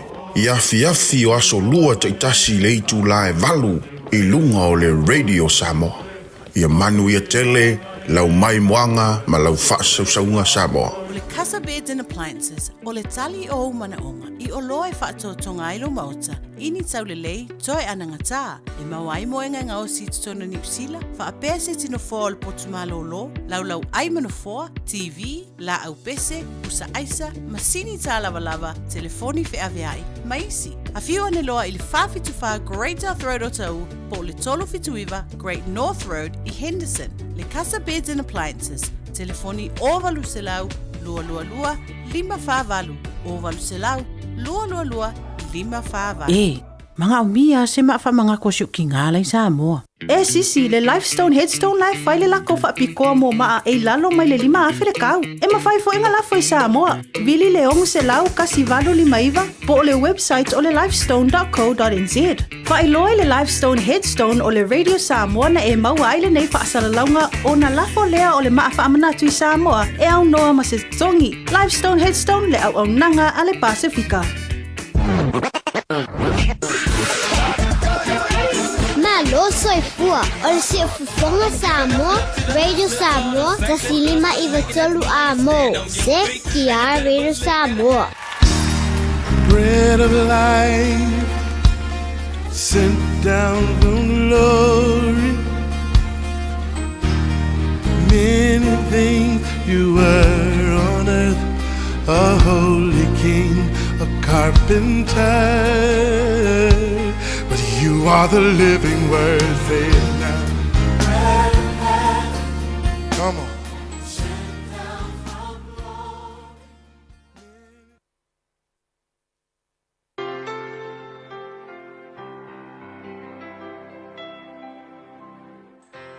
Talofa lava le tatou atunuu mai le tatou polokalame o le Reto Leola I le whaaiunga le nei vaiaso o te fia foi whaawhinoa I tatou au whaafonga ma le au mai moa I le suafa o Iesu lo tatou ali. O le luka I luas fululua le whaupeono fululua e whapea o na alu ai lea o Peteru I whafo ua tangi lotu ai o ia. O le upu mo le aso le nei e le tu lafo ina oe e le tua. Ina whai maitala tuspa ia na manatua e Peteru le tala a Iesu e vivini e le vivini moa se ia e whaafiti whaatolu mai ia tea. Kau se tala whaanoa e whai tau ni kala lea e ki whai kau e se au langona. Ke lona tau nuu lava le whetala ngā Iesu le fia ko Peteru na iai. Mai e ke oki whakasi mo. E le mwhai kup se me whapenga ia ki o Iesu. E mai Iesu Peteru e le vivingi mo le pōlingi hei. Se ilonga ki whaafiki whakoru. E le iango iai Peteru ai na tau nuu lava. Whai mai tala. Ina na whaatolu ngā lui Peteru. E fesili e tangata. I no fe menga saule kenge e o kingi kimpo hafefe a pepelu. Saule kenge fai mai. E, peken, oi, mai e. O oelea. Pea o oelea sa e fatasi mai Yesu. Mai a, kele iloa nga kanga. Ia koe laku le tangata o kalafo nga e. pe au ke va ai o ele ia fa fiki peke ko wa kulisa ngata mai e pe ia o e loi la ngana mai se ke le lo ngata ngata ke lo la me ka ki il fai upo o nos frutas fai mai tala e se au ngona pe fai ka fai upo le telenga nga pasi lo fai tau tangata ai fai mai mangkuala o Yesu le fa masingo mai ko kongu il fale pe ke ru le fa mafanga le spiko le fa paulonga il fale le afi o la ma fai ngai lo mai Yesu pe ke ai fai mai tala fai upo o nos frutas ua vivingi moa ona faliu lea o le li ua sila atu ia Peter kalo fai ia Yesu ngala e sawa inga fa masingo mai ko mo fai ia meta ngata ia Yesu ai vivingi lo mamoa pe keru la le ngo foi fai mai o nga faliu lea o le li ua sila atu ia Peter ke lola fa ngal vivingi ia moa faliu mai fa pe mai Yesu fe kau ia faliu mai fa pe Yesu e ki do kum pe keru fofonga o Yesu fai mai ona mana tua le pekelu le tala a Yesu nga fai ele vivingi moa se ilonga e ke fa fiki fa tolu ia tia mai lona me kangi loku e pekelu ona ua va ai ku pekelu ua vivingi moa e fe kau ia mar kilo ma Yesu ua fe tau le nei malonga mafau sa o le kala lo wali fai mai kia o ke fa fiki ia te ia kelo mela nga mana tua lo Peteru kala nga Yesu ona alu le o ifa fu le ma fai ona ta ofi lo na tangi fai mai kala kuspa ia ua tangi lotu ia ka ka kangi loku o makua makau kia le mea ua le mafa o le mea tupu lo na mafa fa malo na lotu fai mai ua tangi lotu wai oia ale so ta ua la le mo Peteru ai mo oi o ye se taimi ua e pe ai o pekeru nga e ka kingo ile li e te alofa ia te ia pale a e savali fa tasi mai ia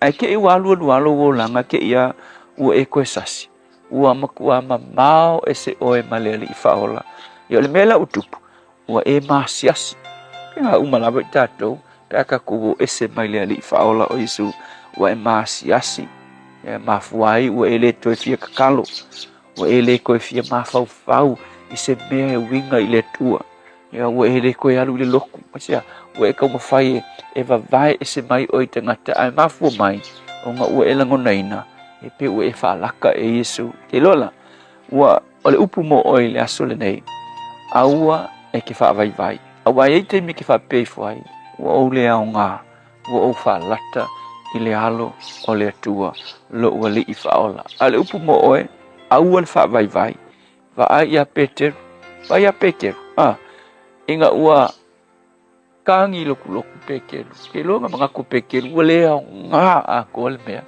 sa o kala le li whaola ua o feio anke loa ele ingata i ngā leo langa o Peter ngā i pea i luma lo na o langa ma whao ngā ina ele tua o se tai longa o le e kalesia mo oi le asul ngei a whai ua e feio a whai ua e maua luma a whai ua e pau a whai ua e mamao ma le ali i whaola o Yesu me mangaku i fo e le to e mangaku mai o ia te oe ai a Pekeru ai a le auso ai a le tele o te ngatu kuspa i ngā le tonu o latu o langa muli ange ngai longa wha mawalalo ma toi foi i le tua ngā wha ai ule lei le tua o latu o langa ma le upu mo oe le aso nei a whai ua e se e le tu la fo ina oe e le tua whawhitai e te alofa ia te i mātou e te whapale ia te i mātou pe ase se i mātou whawhitai Yesu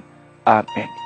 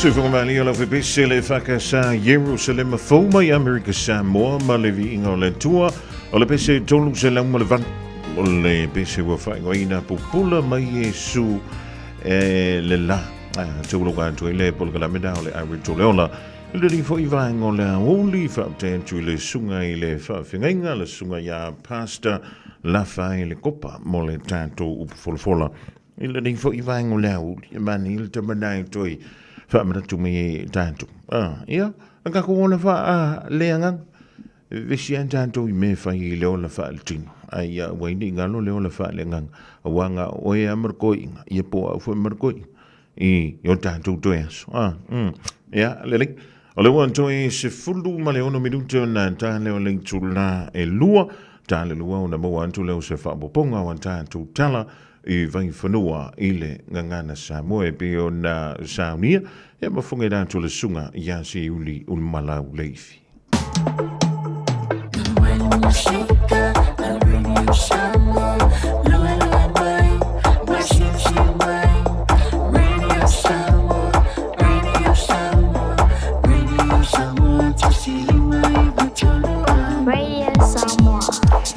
Van Jalvanchi Bernie Malavang Olema Domidai Mount Albert il fo i vang la somma I fuala a wingalo Bernie Polisione Anna Fenica Maria Lucina Tava Malanga dai Sini la ganzo in leufa pa ia fe puna fa tanya musamla dai me ponne kisa so le fai Malanga dai taka puna Marienta Selina Siosi ko le tito no mo to umalava ole ma to me le divang ola wuli va il fana wa ongi e tuai fo e piki i lanto ile tu wai o ala tu wa onga Odisile o fa silsilanga le utau mai le ofisa ole radio Samoa molo sila fia ole tanto fa silsilanga mua e fa penei Talofa Samoa Manatua le tanto Zumba ale team no excuse ya Sotofi Masani e faiale ina le OMAC ia bole o Tara Music and Center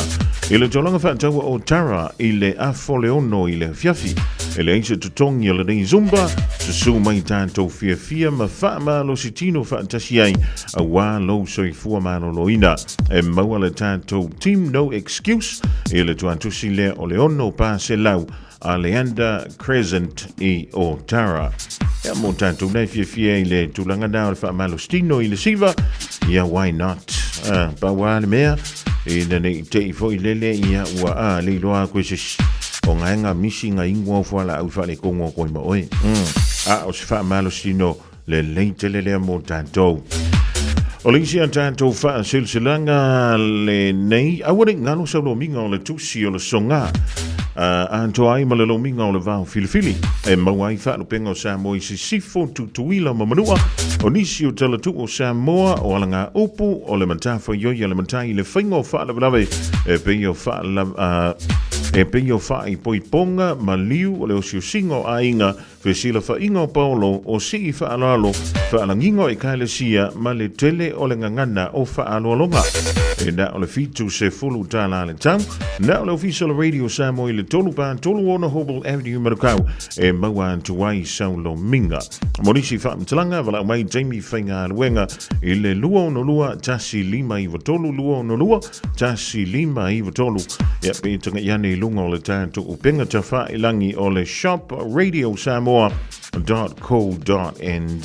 Pea whailea o nei te alala I whawhanto au kilani ea po o whawhanto foi o New Zealand.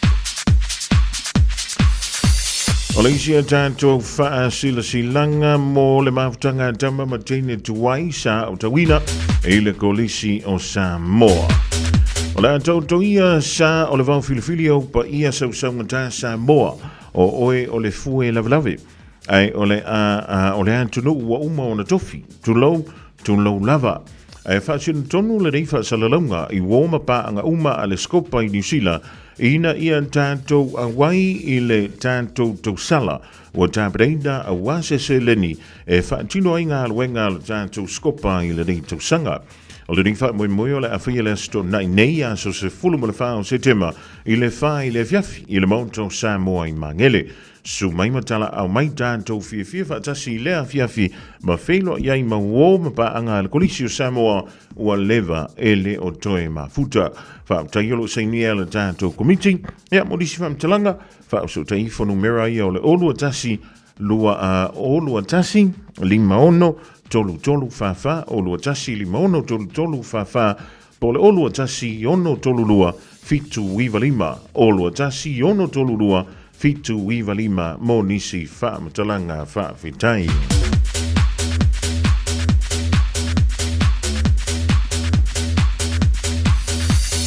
O le isi an tātou wha silsilanga mai le ainga sa le asi no sa i sa sina. Wha antolo wantu i lau wha fungaanga sa moa o le nei wha silsilanga e wha sino tonu le i suli ma whioi a uri paolo maningafa e manuai le nei ainga sa le asi no sa i sa sina. O le awhia le tātou lotu whaawitain i le astona i nei a sos fulma le wha o se tema i le no whanga lea o le valu tolu pa valu lima Church Street i o ne hanga e whaia le i le tā o le wha i le fiafi. Ta talo antua i malanganga maua lalo e a fifio mai tātou te mafuta whaatasi i lea aso. Wha mole mana tua mai lau whainga an taulanga ia masau plate ma i lea aso. Monisi wha mtalanga wha sotai ia le sunga ia pasta nuua lunga le asi se montafa i le olua tasi o lua i valua tasi lua valuvalu. Olua tasi o lua i valua tasi lua valuvalu po le sunga ia le asi vitale wha tonu o le olua tasi lua whali mawha ono lua. Olua tasi lua whali mawha ono lua wha fitai.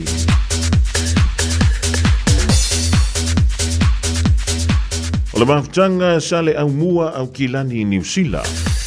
I le awa ma le whaaloalo e wala awan tuai i alo ma tamba whanau sa le au mua o loo alana pa papa au i au kilani nei. O le awhia le tātou whilo inga i le astona nei a wā le tātou i ngā whono sa whaia i le masina na se i mawai atu nei. O le asos furufao se tema i le itulai lua i le awauli e whaataunu wain i le Te Puke Community Centre i le Luasefulu Newbury Street i Inai o Tara. Le tuanga le lei taita ian tuailo o tau soifua e maleola i le aso ua ta ua ilunga. Wha mole mana tua mai lau plate ma a wale tātou wha malustino le awauli pe amae a le tātou fono. Tālo sanga tu foi i tau sisia le tātou taimi. Morisi wha mtalanga wha so tai mai le taita i fono i le olua tasi o valu wha lua o ono valu wha. Olua tasi o valu wha lua o ono valu wha. Po le olua o fantasi tolu tasi fitu. Olua o fantasi tolu tasi fitu. Wha taiolo sainia ele laulau a fono ma le mafutanga a sa le au mua.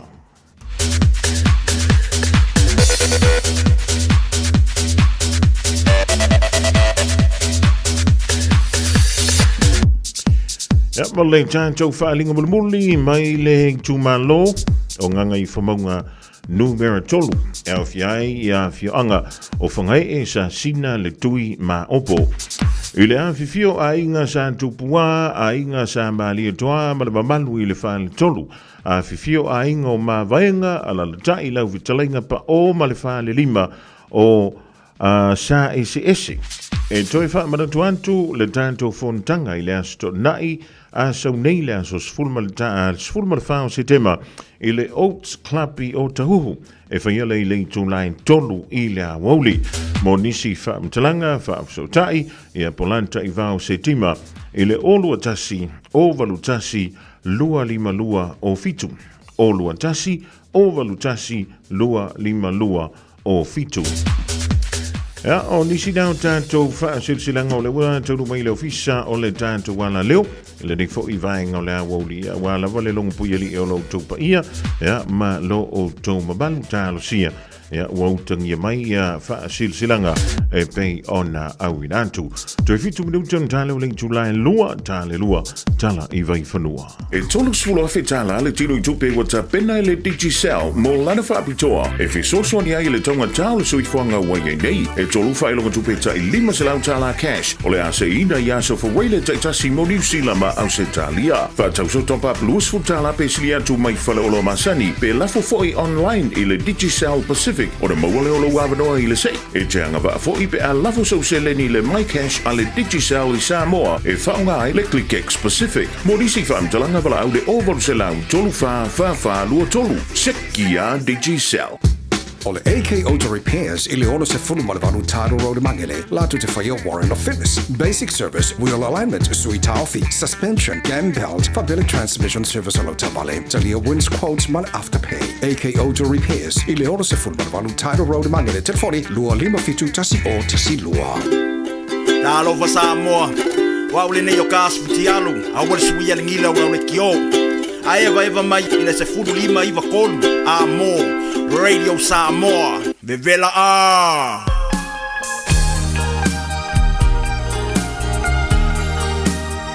Hi Radio Samoa listeners, this is Cece Winans wishing you a fantastic day. God bless you and keep listening to Radio Samoa, 1593 AM. Talafalava, I'm Annie Pulitiwatua and you're with Radio Samoa, 1593 AM.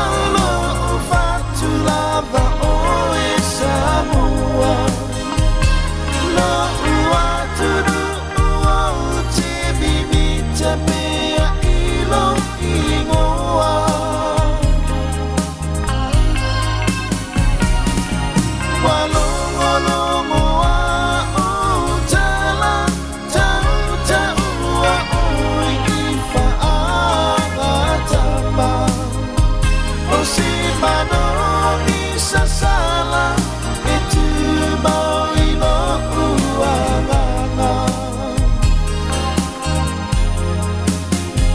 o si manu mi sasala e tu mau I lo uangana Ele siu whakamalida o le ngata ula bandi o le divaenga o le awoli ma le pese o whakaida I sili lava Samoa. E oi, e maua ele mea fo I lele o le ai le whane o le si ahinga. E au noma se tongi ai o le whaiso. Ia, wa tamata le sui fuanga le divaenga tau loa. Ia, wa sea lava koe maua au.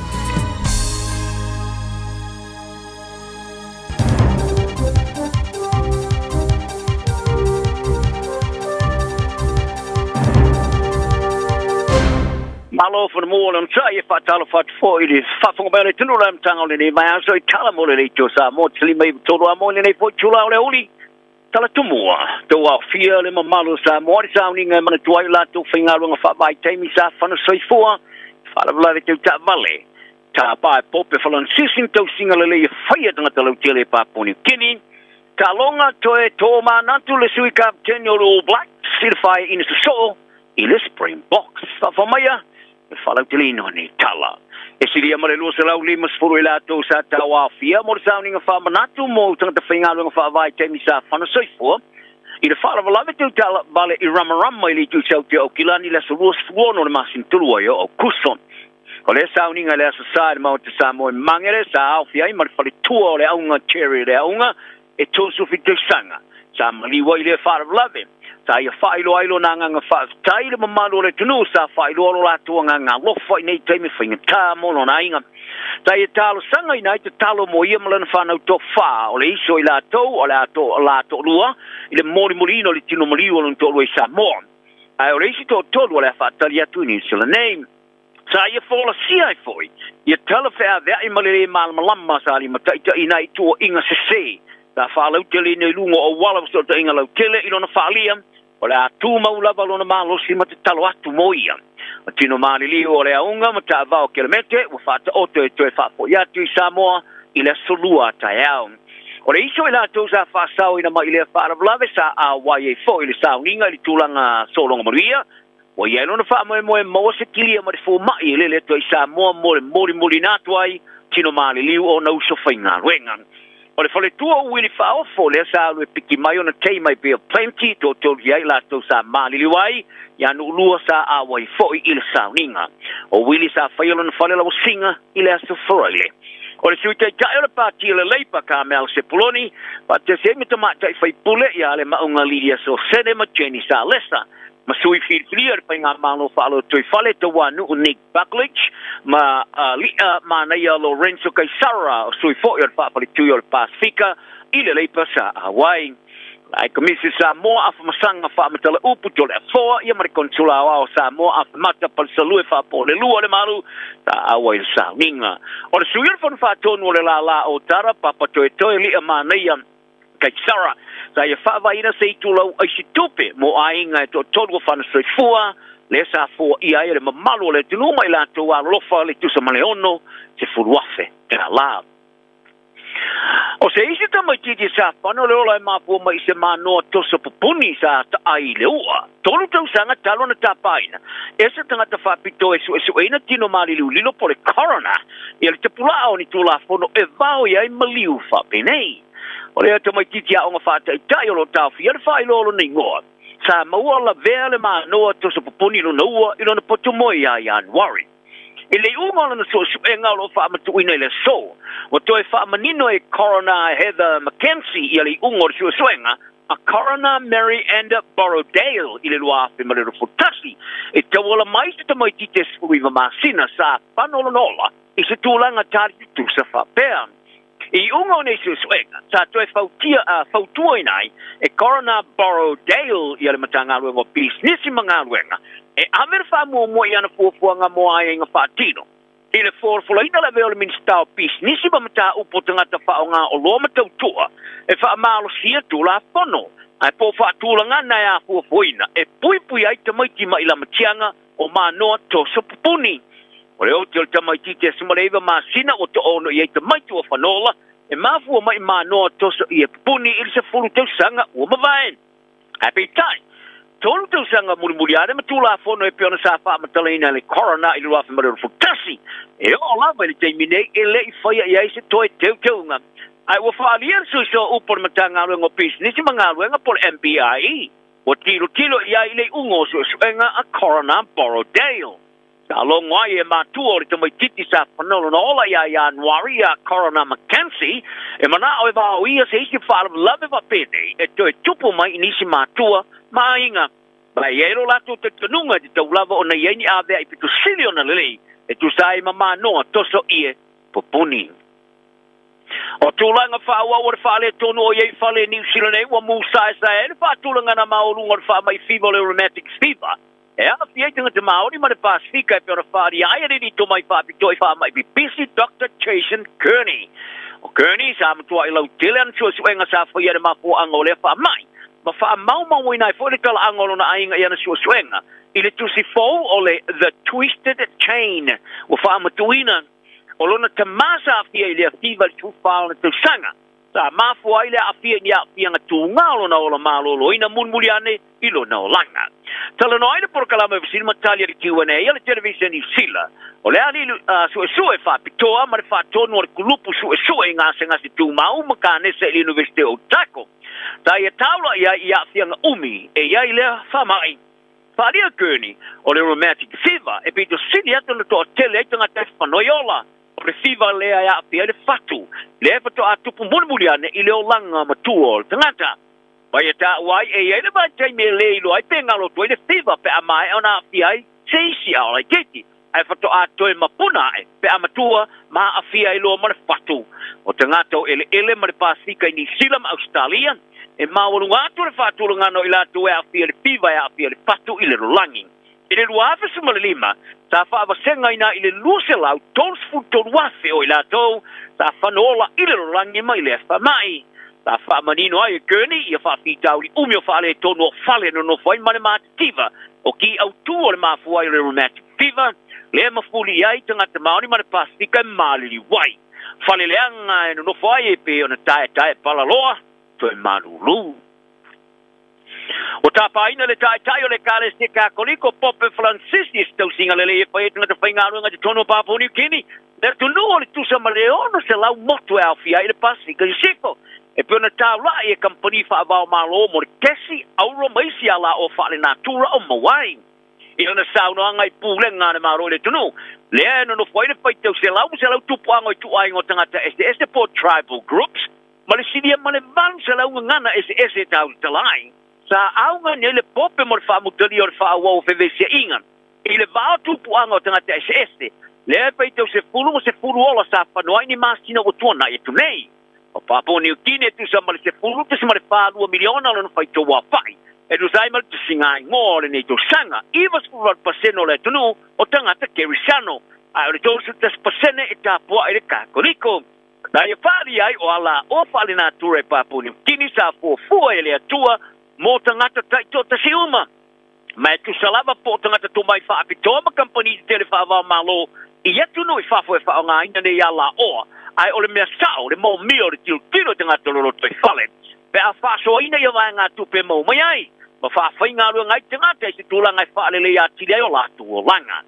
Pōpere sa tau nui Papua New Guinea le pōle Soprila se vai ngā lana te stinga mo a se spumale rua. E au fiai malana se stinga Indonesia ma Singapore. O riso tai o le Pasifika sa malanga papito e Papua New Guinea whero e ai le te iulo re kakoriko. Au fiai le pāre mi o Tonga, le Preston o Nauru, ma le whailau tusi awa o le whono le Pasifika, Baron Waka. O le asona nafi sa lele atu ai pope lolo loto le wā matua, o le tunu, mo le asia tangata kakoriko wha mautu stasio no whanga pito mautu o le lolo langi. Ma le mori na iai o sapalai o vai lau whafo mai mai sipso, slani. O le wālele le fita Australia sa mori atu ai malan au malangai vanimo. Le no whanga na o le stepunu ma le luafe tangata o wha mautu ai. E unoa ma se suava e wha moe i ai male le tise tau wha so soa. E whai tau se lau kiro kalabo of so sani. Sa mori mo te ngata o le roto e whale. I lea no whanga e pēna wha di ai e le suso upo le Vaticana Matteo Bruni. O le au auli nei, le tu ua ai e pope Francisi Ia Papua New Guinea. Ia taro talonga ua whaalier sui Captain o le All Blacks Ari Savea. Ua matua I longa na awhia le au le lato whaia ina se purmare valus ma le lua. Springboks I Cape Town I le bambea o la sa sa. Ia whaari aia le ngona lo na lofa mo tamata alo I te mo mua taru mai le lua hafe si mai balu. Ia le ima whaia le All Blacks na kolosia sa le ina score. Whaari e Savea sa I lava ava no mo I lato e mau ai se score ma au se man malo e petai. E lato te le whatau no ina. O le ai o se le e whaariri waira umi o le polo ma le tuol malai ta alo ai ni skoa ni ai. O le avea ne ma vaenga tiro e ele o Blacks out tap in a pena mo ta along fai tauri e lua ma le Wallabies ma le ipo le Bledsoe Cup. Ina sitting here au tu stala pe ai sa wa vea I ma me masani le ma fai ele o Blacks o mo se skoa le toi luas fu minuti mo le ta alonga. Ya la to ta alonga fai tauri mo ne e fa. Ai sa whaari e sa vea. E ta tia lava le to mai fata o to tamatai to tasti. Ai ona o ia se tasi o tai o no winga e a mata mai lava ia I la tau e au lava na la tau la mo me uma. Whaari e sa vea e ta o tele ia le toe whawhanga maa o le All Blacks I le la tau vai aso leo la marolo ai pe pai ia e le toe wha maa popo mo le malanga tu Sydney Australian e ulava I nei whaia I ne lua sa whaari e sa vea ia le telo se lango ia I la tau I Afrika I sote I le la tau lua ia si singa ia I tu tono le lua tau sanga. O ni isa tama I le All Blacks amata ina tele latu ta alo le whaingol vai aso e au piai Cody Taylor tu povai ma Wallace Sekiti. Ai o te venei. Molo whatoto pele lo tu tinga o le whaia o Scott Robertson e ulava I nei whaia ina sort of Springboks. Ma ia tau kino ai o le la pita ia nei mani pisini whainga ta pe a tau numa I New Zealand nei.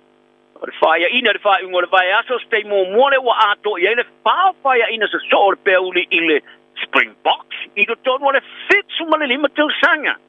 Ai tau kino ai o la e ni pisini whainga tai winga le au pea tilo tulanga maurungo le ta alo e whaitau se fulu ma se fulu tau sanga o la tau whaturanga ina.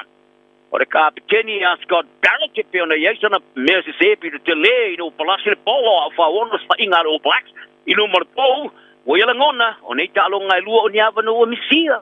O le All Blacks o le a pai le vasto nei ma ka eko la ko mangua ma I nei whai inti tele lua.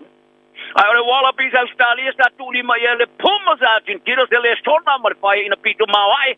Ina tala ngole la kapila sona na fi Santa Fe. Ile mo skoiva. Au tuli ai ma se furfitu ai sa ai mamano malo le ono furfitu le lo furfitu. E luas fulu le tolu ai sa sili ai le Wallabies ai le to sui le kilo le ta alo Argentina. Ai to se fulu minuto le malo longa. Ile fao sko sa mawai. Ma se scopi do sili atu le neo na tele o fai ina le Wallabies in taro fai tauria tonu mai le ono sfultasi le luas fulu lua. Le sa sasa ina I Afrika I saute ile a peibu sa lau iwas fulfitu. O le talo fai tauria mo mua le vasta luai sa manu malo ai Australia luas fulu il se fulu mareiva. Ai o le uni la kapia Papua New Guinea o fa malo lo mai ma le asosi fai tulangi le la kapia le lolangi e pe ona fa maoni ai le kapia le Oceania. A fa ma to ina de fon fa to no la kapia le Oceania se fa to see of no no po le notice of determination. Ile yuni la kapia Papua New Guinea le stofio na vai aso. Ina o le ustaia ele tino e purela la kapia le tunu ia fa tununga. Ta fa tunu na ia le stosi fa to langi la kapia le rolangi. Ta fa ia le pule au la kapia le Oceania Franca pule toa. O le se salato alfanga e fa ma lo la kapia Papua New Guinea. Rino winga. O la ale ma fai nei ele union a wai so stammer sanga fai tulangi o Oceania po stammer sanga fa va malo se longa. Wa ave se ale fa malo longa. Ali e pule toa e la to de talo sia o la fai senga yo inga studio official la kapi Papua New Guinea. Ia o la sole fa ma ele talo ngalo limpeka mo ila to e ia fianga tu mau Paris e Ferrani e pole Paralympics. O ni usila eva na pine o mawai au fi ali tasil auro fa siliva.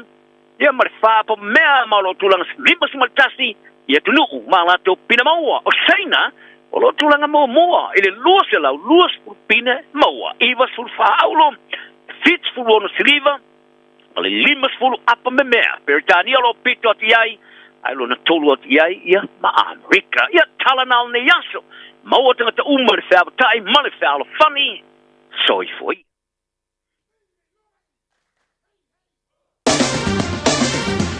Ua mawhai ona au ina atu le tala o le tau i aso taitasi ona o le langolango mai a le Pacific Finance Limited. Telefoni o Valselau fitu whawha lua lua fitu.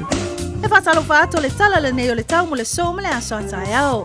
Winga le tau mo le so, e tele ina langi le le tau, e to ulu vavasolo ai nei timu, mai whaasolo ina mamafa timu nga le afiafi.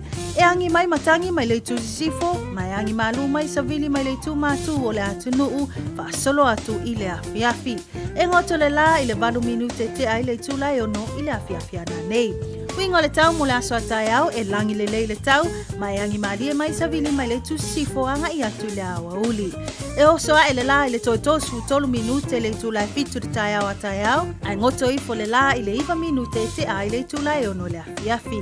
O le tala le nao le tau mo le so ma le aso atai au. Wa lo le tautua le Pacific Finance ino donga tupe mo so se wha moe e pe o maliu wha i puiponga a so wha nau whainga malolonga ma so se wha lewelawe. Ai muisa le toi fui ato wha nau i le aonga. A palai nei loi le pacificfinance.co.nz pe wala au le ovalu se lau fitu wha lua fitu. E talo sanga sau nonga tupe i le vau le 5 se lau ma le lua se fulu a whetala. E lua miru te whatali e lau talo sanga online. Ai tasi le tu lai whatali e se tali. E ia inga wha bitoa. Walau lo le Pacific Finance Limited i le ovalu se lau fitu wha lua fitu. Ovalu se lau fitu wha lua fitu. Ua na o le Radio Samoa se furulima iwa toru a mo e tautuaina o e ilangu ngana fitu aso le vai aso. Whafonga le tiro ui se whaambopongana on tala i vei whanua o le ria waunio le sunga fua whonga na tu mtapareina e le sunga ia se uli malau leifi mau se whaampoponga i le tu la e tasi la waunia tai au. Whamalo si antua piki mai le whana wa onga a whai wa wha le tonu lau ta vale. Ioi, iwa tauna whai e sau fuafuanga manu e le i te le se tupe e alu wai tātua si antua le tautua malau danga le Enterprise Motor Group i marukau leu whaatasi me le sunga ia Jerry Kuhn i le amatanga o le niva yaso whaatalawa antu Jerry malo le ngā lue e malo fui le on sa i ngā ruenga o le niva yaso. Ia, whaftai se mano mo le mato of noa atala whakatu na sunga e mato fisa nei i tūla le aso alo lama ngā lue.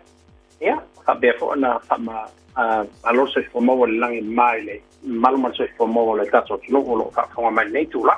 Ma lo lava le on sa i ma lo le tawa tai. Ia, o le whai ungo le vaiaso timu la Jerry na mai le whai ungo le vaiaso. E sa o ela so no ma. Io timu la.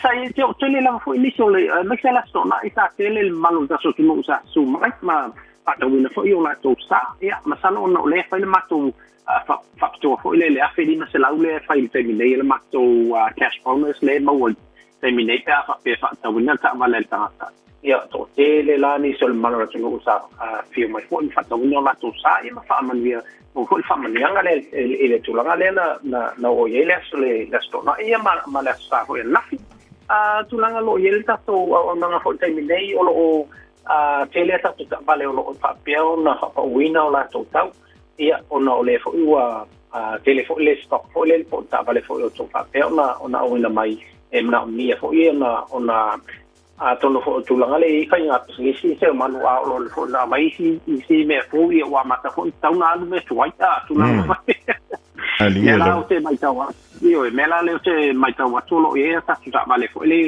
na mia fa alu ia ai lo mana mia le ia le no fo le mo ta vale fo le ia lo a mai te ni tele ta to van o lo le o te mai tawa tu tele o mo me o people movers o van le ta iono ta fitu ia no fo ta valu o le fo ina so mai inisi o le malu ta no nei full no fo ia o to ta sia le full no fo le to te minei va pela no ye se lo mana mia wa le mato listen a caravan le full no fo awa walu mata to Toyota haya ese lo to ese haya ese to terminate pasalo se to no atuka pe ho lewo tau no mai ho ni si haya ese se suno forte man mo volta to ta vale na tempo le pa un nei le lua fe unu iva non tau sanga unu mo ne alu nei le to su lima to su fa se il sala lima le special le ile asol le ia to el wese mai male afi lima sala o test bonus to atele na se scan ko ye man io tele ta SUV tele ta tu ta na pena le yo le mai sa tu nga le toinga le Toyota RAV4 male CX5 o tele male no ta o pena o mana mi tele malo ta so no ai no le le yo le reviews la vana ia le ele ta vale le RAV4 male CX5 le reviews what le no le ugo a tono lo lausi le fia ko malo da so no te min nei wo tanga ai profeta vale le la to tulanga ho le tau le ni me le fa le tonu le papila mo so le lo fa tau ni ta te nei linga te leo lo maua tato utilities wa so le wo to tonu ma to utilities se o manu te mine susa le tele la lu le ile stona manna ai ole salo le se fa lo to le to e imbashi for utilities to mai fo ya to no to e o to fo fa un ma so le va ya so wa to mai fo ni utilities lo kele mana no el tato ta fo le o le hybrid so lo tama ko e finishin to el tisio la to wa fi lo maua tele o ta la pena fo ia tato commercial van so lo te vai atu lo tele lava le ia tato commercial van to lo to el terminate ia pe fa pela mo la to foi ma meta vale fa mo la to business ale fa pe no lo sa pe fa pe lo e mala mai fa ko atu o kilani ko tulanga te sumai ale faina sumai en faina sulu le internet en faina application ko fa pe na le lo sa e ona approve la long ko la tulanga ia ona sumai le pikilo sa nei ma tu le ya e fa fo na kiliva tu lo sa la lo o fe la mal me lo e la tulanga pe lo e fi sumai le i tono lo tua ia sumai na mai lo la sene afta vale wa tulanga na mi la valo la sene afta vale atono no le fa ta lo sa ia o le mo muana to na e lo la sene afta vale amu sumai na mai lo la sene afta vale ia malau bank statements pe lo fai tanga tulanga le ia a semana lo struggle de la fo te lo tra fai le melo internet banking so ava pela o la to fo le le faina la faina internet banking on wa ngalo le password o tulanga pena ia e fai ona e so le bank e mai lo statements ona le to masin na fa ma waila ele o tulanga fo le fa e fa va ai fai o la application ia o le mato telefoni masani moment mato le mato yard o le oiva lo fitu no oiva lo fitu no ia po lo su mai le tuatusi limon fitu Great South Road i Manukau City limon fitu Great South Road i Manukau City moment mato masunga ya tau papo ia po le sunga ko ia file o kusolo mata selva tene mol mato fakta tu mol mato no el nei tu laso mano como ni le tu ama no to ina sunga e fa pe fo el fa songa se tato no so foi mai manuia so foi ala sunga ya Jerry Kunwa available ia mafunga tamul moli ala tutumala udanga ala Enterprise Border Group i Manukau lem foi ole misia lunga ala Great South Road i nei lava i Manukau ole walus flo mala fa bidu tubuta ending link to line lua i le ding fo i vaing ole tutua ya ala radio sam ole polkala me ole a oli mafunga mo se taimi le o toi mabau ona ta tu tala no fo i le se tasio ta tamali i ole ta tu tu ya ualo fo i tu sanga o i tonu i ha ole ta le ni le ole musika man ta mai la vai sambo ya se ya dia mai nei ya te ro ole temide ya o ki le ponga fe la langira wanga ya tia ya ona ole tulanga fo e pe oni ya ele nganta i le tali ya ole sa ilinga manuia fo le na tanto o mai e fa malulu inge ya ku ya ku sa mo la manga ya le kimu la 24 hours a day 7 days a week Radio Samoa streaming live on www.radiosamoa.co.nz Talavantu i le tu ya Peleniso so vale male ainga ya auto malavo le fanga i maga wenga tutu ma fiva lo filima ya le fantu ainga tosi o ani to wenga le to na ya na fi ai wo mona fa yela wa malu daya ele ya se panga vo le le kai vo le lunch ai mo ko isa sala le bangung yo lo rupua i le ko fa le fanga no yo anga umanga ai ka nguduro Manatu le mafutanga o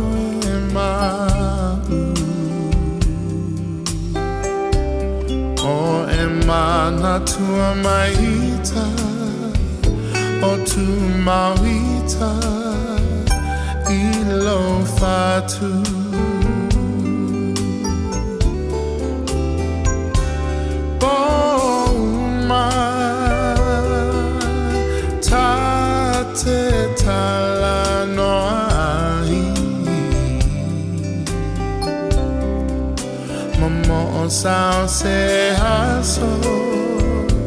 Sauce haso tatoi fiavai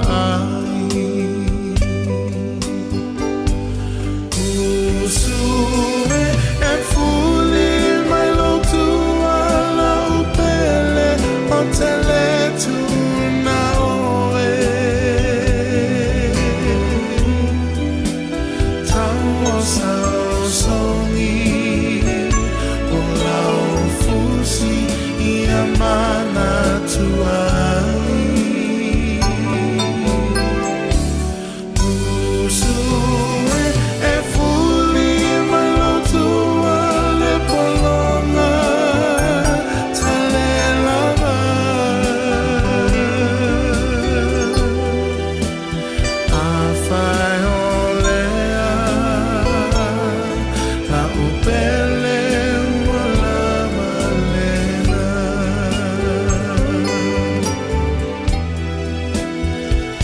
Fai olea la upele wala malena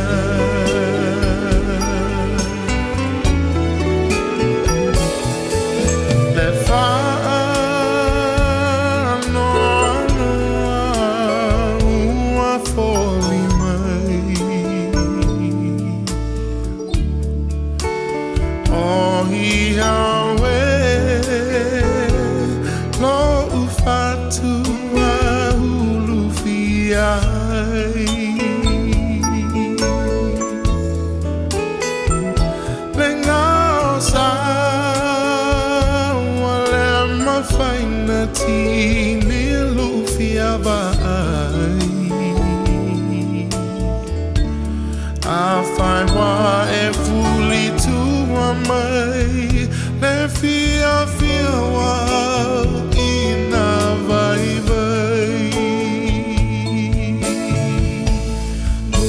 Usue e fuli mai lotu ala opele Otele tu na oe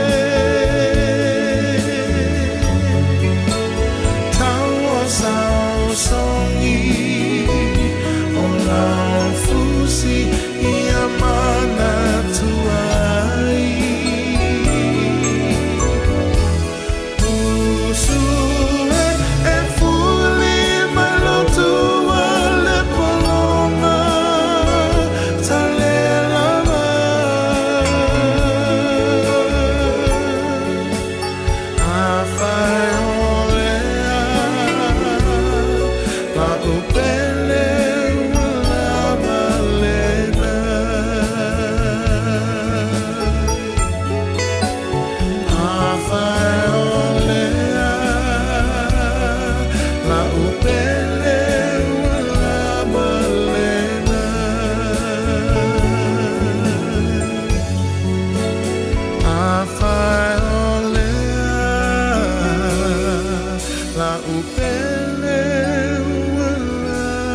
Lava o te tua le nei o lo e whaafonga mai pei le Radio Samoa tasi lima I watolu a mo Samoa I manuia le nei aso. Beta Drive Doctors I le taulanga whaatau I mangele whaapea manrua o le vainga o so ngase pe amana o mia e whaatino e fo I matupui pui o le whana witi o tupui pui le COVID River mo I lātou e sfuluan tausanga malunga atu whaapea matupui pui o le flu Wala au telefoni, 255-25 mo so wanoe whaatino ai nei au nanga. O fisa whama I mangele I taftafane o McDonald. A manrewa I taftafane o Whaletusi po le Public Library. Beta Drive Doctors Clinics. Mo tupe whapapoli Samoa, mana tualoa le Pacific Easy. O lo whawau pere tātu whapatoa na o le 5 tala te tongi mo tupe whapamoli pe a e whaunga ina le Pacific Easy mobile app. O lo abano fo I direct transfer te posi sa o ailo tupe le tātu account ma whaatino la foino tupe whapamoli lungo le telefoni ai ngā whapitoa. I oe whaasaone loro teimi mau tupe o taunga tale pensini ai whaunga le tātu Pacific Easy app po le direct transfer mo tupe whapamoli. O lo abano fo I o tātu ofisa I o Tara o Tahu Humba Mangele po tātou la silia ma le fitu se fulu fa sopori ai New Zealand. Mo disa famtalanga wala au le o Barcelau o tasiono ono po numera masani au kilani o le lua fitu ono fitu iwa fitu fa po le lua fitu ono fitu iwa baru fa Pacific Easy o la ba anga mo tupe fa mo boli Samoa. Ma tau te fia e whaelo atu wa te tala ina Neili Sandbell Buffet mo tau maftanga i le auli ma le fiafi mai le aso lua e o le asto nai lantu mai le sfurtasi o le tūlai lua dina mai le afo le lima e o ina tāpuni o le afa amalia ina lo fina ngalo le mata ngofia ma le lelei o le tau maftanga o saunia mo oe susu mai le iwa Atkinson Avenue i Otahuhu fa so tai neso avanoa lua ni maiva fa o lua ni maiva fa o lua fitu lua o ono iwa o lua tasi o lua fitu lua o ono iwa o lua tasi. O le Ardas Travel o lau company e saunia umau tāpilanga mo so se malanga. O le au nanga e tutongi ei pasese faletali malo va ameli cruise mo Samoa ma le Pasifika. Matau ti o le tau ngofi o pasese o lo o iai le taiminei. A e le talitonu susu mai i le tuatusi tasi valulima Great South Road i Manurua. Pe vili mai le telefoni tolu iwa lua o fa o. Tolu iwa lua o fa o. E mauti doa nisi wha mrianga wha pitoa, pe a e wha iloa o le Radio Samoa na mawai le nei wha salalaunga, le Ardas Travel, le tali mo au ta penanga mo lau malanga. Radio Samoa, tasili mai watolu, amo. Radio Samoa, tasili mai watolu, amo. Lawa joy lusulu iwa miruton talo le tulai tolu ya tafulu tolu na wada tulu tanto tala e vai fanuma langa Samoa be on tepeta panyai ya le falitua ya Miriama la toa pomare fa malwan tu mantua langa teleo abita vale o le dafo o Saudi antu mola piki na o le fana wa onga ile tu wa ya onga ile awu le dei ma lo la ya tu tole on sai ya talusia Alena o lo la vreping singi o la uta vale kuli a kwai le so tutongi i le so lulu e po le so lua e po le so kofi fo o ki va yaso a vai le o le va yaso nei tanto lo no vinga ia o la el me la fa ya o le me la ki en tanto o le ai fai mata mo sino pa u le titi a ka o pa u le titi ya o nei sene nei ave se fo ia la wari e fai ala ko pumping sing mai le tau o le lita o le pensini a toi foi malakiso i to tonu o au kilani nei tai lo i taupi tonu i fafantu au kilani ya o mako ya e pe ya o le tai au e o le aso tai au le aso tofi nga i le tai au le aso for rei e fika le ya e kama foi e le tulanga e pe o le ya so tutong ya e fa pa ula i ki la no le tau o le lita o le pensini a ko ai foi malakiso ya o se me le ile mo tanto ya o kawaii o loa marka o so i fuanga ngi vai ka yo akali anuka ki fo yo akali fuaka ki alo waka ngaka le mea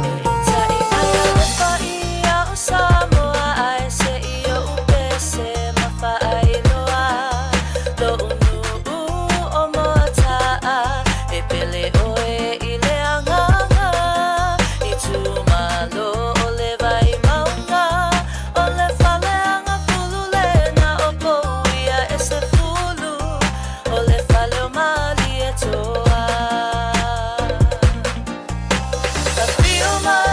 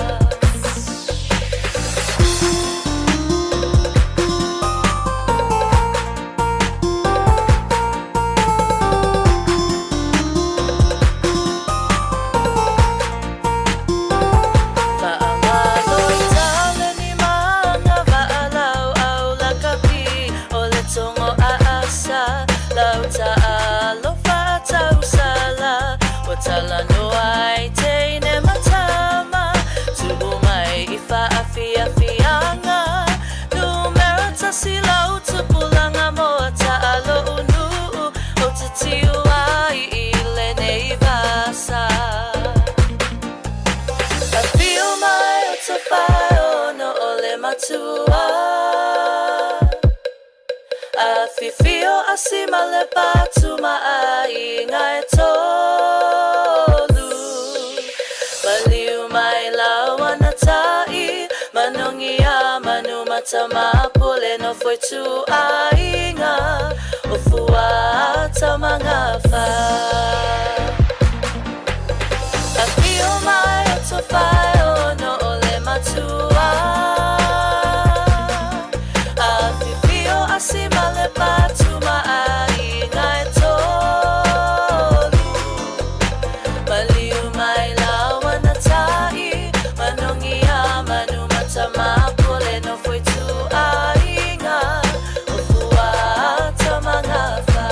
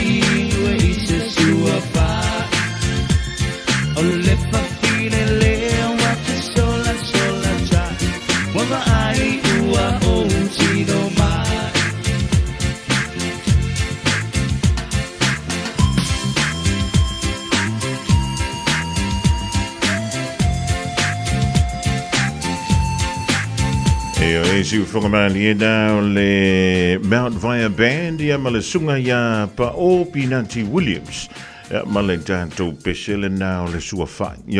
Ia pe o sawe foi le ma le fia ai le ni vaengo le awo le tātou sua whai le na whaani mai o i le Taste of Samoa i le awo le so. Ia e fia nganga le ni vaengo le awo. O le ua maua le tātou whilo inga. Ia ma stasi ni o tamali i ua lo ala na tautua. I le tālengi o le musika. Tangata tohonu mālea lea na ia usuina mai le pese le futa umatu nei lava. Ia e fia ai se sua wha. Whantala vantu la usunga pa o Pinanti Williams ma lo le soifua ma le langi e mama. Wha taifo e mo le wha avroina o lo taimi wha auro. I le ia wuli tātou te whilo iai lungo pe amu ngalu le. Ia ma lo le o no sai ma lo le tauanta. Whantala vantu se walu. Mai se moi lau fionga whonga mua. Ia, i le nei tae au po oi o leto a tāls kuru mua ia i mātou nei. Ia, whatalo whātu i lau fionga, whatalo whātu i la fionga ia pasta lui pon whāsia mo whantua. Ia, mai se le au whainga wenga man. Ia, whātai fo i mō le avanoa. Whatalo whātu fo i Samoa, i sosietasi o mau mai le mā whakatanoanga nei au auli. Whatalo whātu i au sina o tātou o tunu, whapeo na whalongolongo mai mauta malawa, ai le ngata i lea, ia whapea ngai so se whata whaitaulanga, ia malatu whalitua, ia male kālesia, ia whatai mō te talo, au maua i pēr le manuia o si o tātou o tulu i Samoa le ngata i lea so se Samoa whaangulungu mai so se tū o te lope patalo whaatu marol tautua. Ia, ole tātou tau whai wha mālola wale tasia pa o ia oa le o se mātou wha mtalanga iong pa ia mau mamat. Ia au te loa e sila fia umae le tātou o tunu lau tau tua foi e ala i le suafa Pinanti Williams. Ia e peo na amatamba ia le tāleni foi Samoa pa o le antonua le taimina e loa i o le tangata pese o le tangata tāpi ano i le soifua tuputupua e tono Samoa.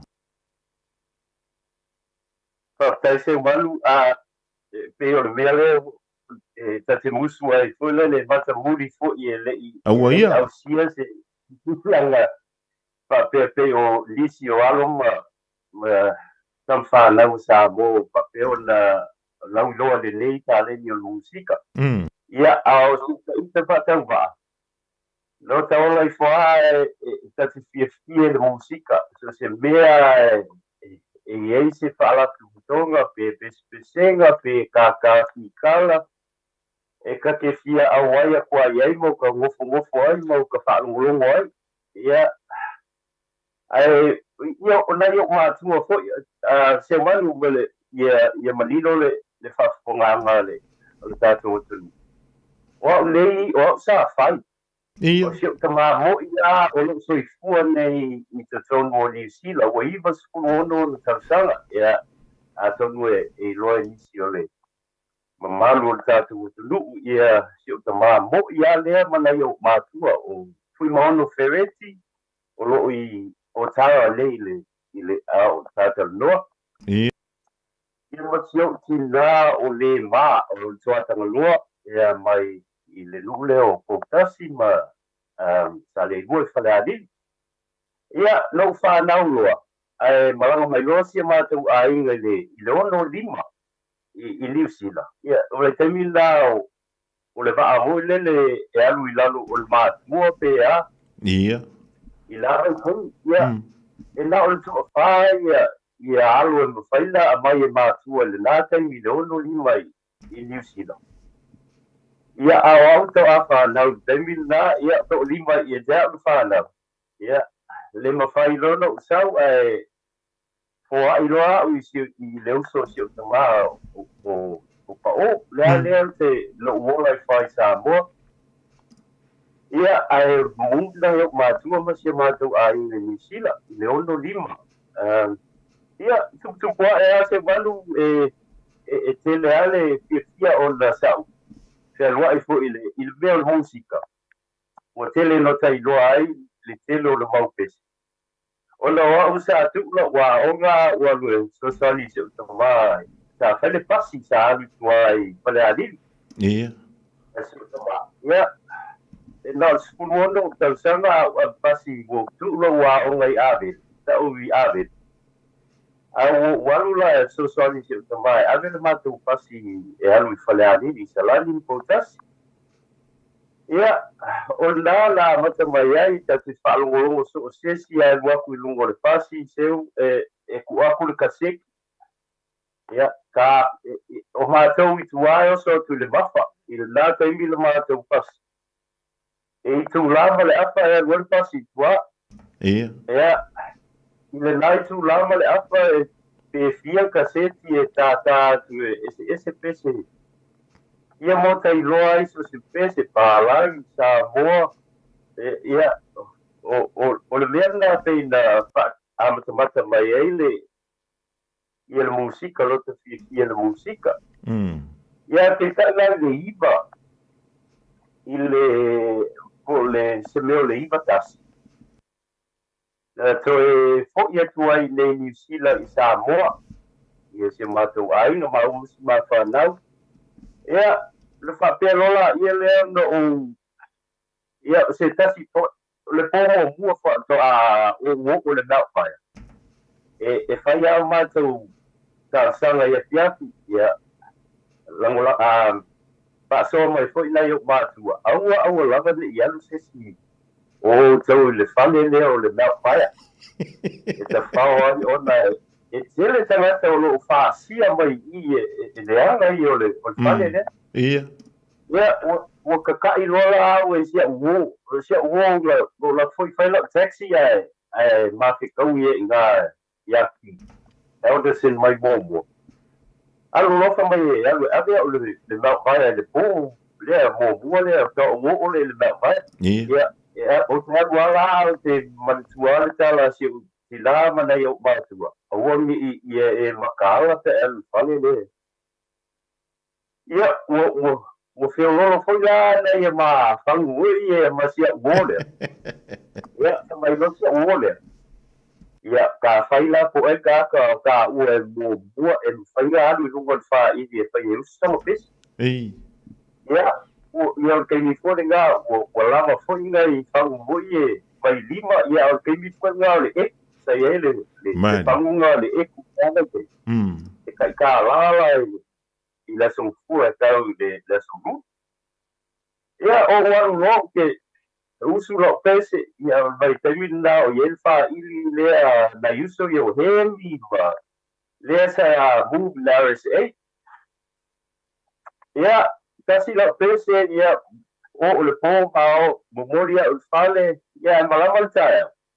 Ia ai tu watu le ia lisio uso mai le mea vai famai le uso ya oli ia le uso ya oli brown. Ia. Pe faila no watu e faisi matala ia.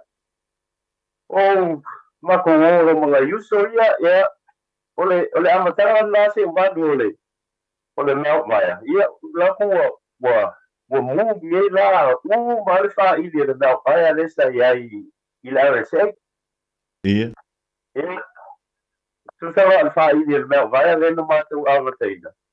A mata mai a ile le ai masisi pe to tasi le tagata sa ia pe to lua. Par kapi yango ma pole sola le ya po misi luki le I ga la luvaya. Ia o lana mata mai ai le ile ta le li fo il fa ile le vai. E iei manisi wha ili sa mo sa mawhaiona tautua e lau sunga pa o I la waita. Ia, ioe se wanu ia ole atonu e sila fia nisi ole au musika fo I le lata I le ibasku. Ia, e te le ada I wha ili fo I ese sa ia le lava I teimi ia o te mantua meche nai po ile se tasi o toa manu o le musika lo pape po o e nai Iau kilani. Le fionga ia tole koa maua mila. Mari. Ona la sa mātou I le nau paia. Te pulia le nau paia le ona wa whaasala I leo I le si baitai. Ia, ona mātou sifi le ki talo tu stala. I te tonu wala na, o lea tau amatamata le mātou whaili. Ia, a tonu e tasi le mātou teine pese le nāwai tai, I le amatanga. A o si teine lea, le lope e mantua e lisi. Teine no ia kiri. Mari. Tu sa o se uso, o e maute paigoa, o se mātou tōkine ia kiri. O lo whate woi na Samoa, te vai atua, o lai pese mai Samoa. Ia. O le nawa si teine pese sa mata I ia mātou whairi, ia amatamata o I wholoa, ia le fionga I le sunga ia Chris, leo ia I Neil Jackson. Leo ua Palestine nei se tasio o Epic Boy, se tasio o Ekalesia le. Nau pai au aso nā tai. Yeah. Adventist, LDS, Church of the Latter-day Saints. Latter-day Saints. Ole la, papel foi lá se uso, ole uso sa papel na pa mo tele, e isi o mato fa ili. Ole uso ia pele weta Solomon. Le ua whai langi le fōlang.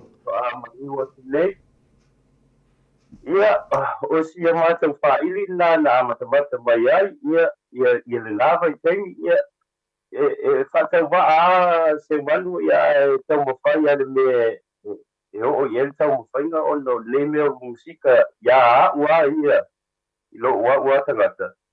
E se peo le mea le tuku ato ia I lo te mawhau pau ia I lava I teimi po ia le whape ato toa.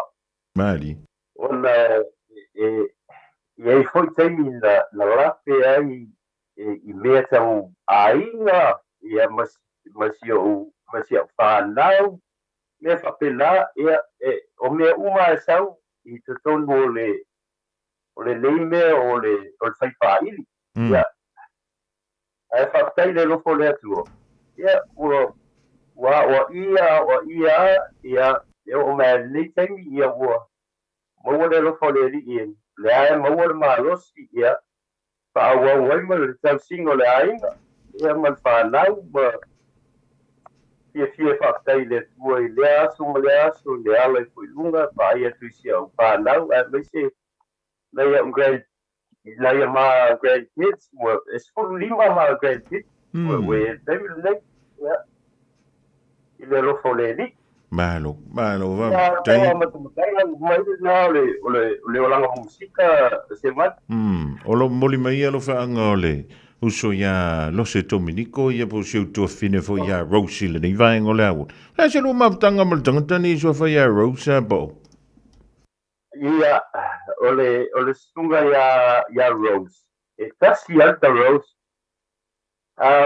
Ile tele tau sanga ole matou maptanga le ile musika wasa fai po le fa ilia al sunga ya Rose. Sa papel da indisi o taimi po le mātou te le tātai o mā uamua. Ile lava I taimi. Ile tele o foi o la yuso musika. E mau te o so sali le fa ili pe au o taimi ele I gigs foi e taimi. Pai no mata o so ali ale sa pai bola fa I le se ya Rose ya sa fa na mata o isi so mata tatai fa I Rose ya mai vai fo I male so ele ngalo fo ile ia le uso o leva fo se tasi fo yo tagata ia tele musika Ia, o le lawa e wha wala na tale nina o musika, ia ma le tale ni wha bitona o le whi e isi taimi pa o. Ia, ai le I taulunga ina le tātou whilo inga le riva ingo le awoli. Se to te le ale malu le antudu. E tu fesili mai lawa I le pese fo I le o le sua wha. E mawhai ona e sao no o fea ko nguanga sa werka ko pese le va mole po. Fa se mani a telu na o lisio na wo fa tala ina lekes. O le special nei se wan. Ile time ya le se ile na fire. Ile vai time le ivas fu. Sa fa perdo mai e lua vai aso o te le ialu o ke kaka o nga misi a kole lua vai aso o nga o ue nga maua le venga le fiva vai le kai au le sao se me ai ia lua vai aso e la quale vai o le mea vai e la quale piki a po piki le au fa i e fia ki ka no le ongo o le limba o la quale piki a po piki le au kaka ia e la kuala le ia lai kama fiki au ia lau tele malosi a le lua vai aso. Au ba vea umba le na lua vai aso. O te acknowledging ai fo ina ia o mātua ia o pa o ma mele Williams i lena whaia ua mai lope. E ka lo le lima o le lima e ka ele longo o le karsanga a lopope ma lopo wesi wa o ma going ngofo pua nga el pasako wesi le e kuspai e ka lo le lima se ala longa i ma o laki kala ka ia o ula le ke ma o ke moe kala ngero nga e o nga e kaulanga o le ta o ke mi suie e fa puloa o le solo sku o le po a ko a ko be se le fiva o le ia o va vea uma kale lima o pese uma lava e usi va vea o le o a ulau ke mai pa o ke fa longo o se o kama o il fa fonga le malu tato sa kapteni le va a po le sa ri se va Ia. O le tiki. O le stick. Sa pa ingoa inga a Carruthers. O le sa ile va kama i va anga sa pa ingoa le tiki. A kongo inga nga maa sangi musio kia. Ia. O le kalala si u kama e nga vai teni. O seila uma nga full pase se o ipo la kongo kua pai la kume ai. Pe pese seila o i o le va. O pese uma la ia onga ko kele seila ia e moa maila si o kama e o le va ale. Ai sa wala ma le pese le o le sua fa. Ia ele i rola se o kama ko ai onga le pese ga tama o pese uma ia mako au seila e wa su mako pese no va. Ia e la le pese le ia o fe kau i la le lo ma lo si. Mo walu ile fai. Ia. A walu lo la ma de pese le a o fai ile la vai. Ia. Ia. E mai si pese e ole tele o pese wai como ele si pese sa fa i wai ele si alfa le la vai. Ole ngole pese le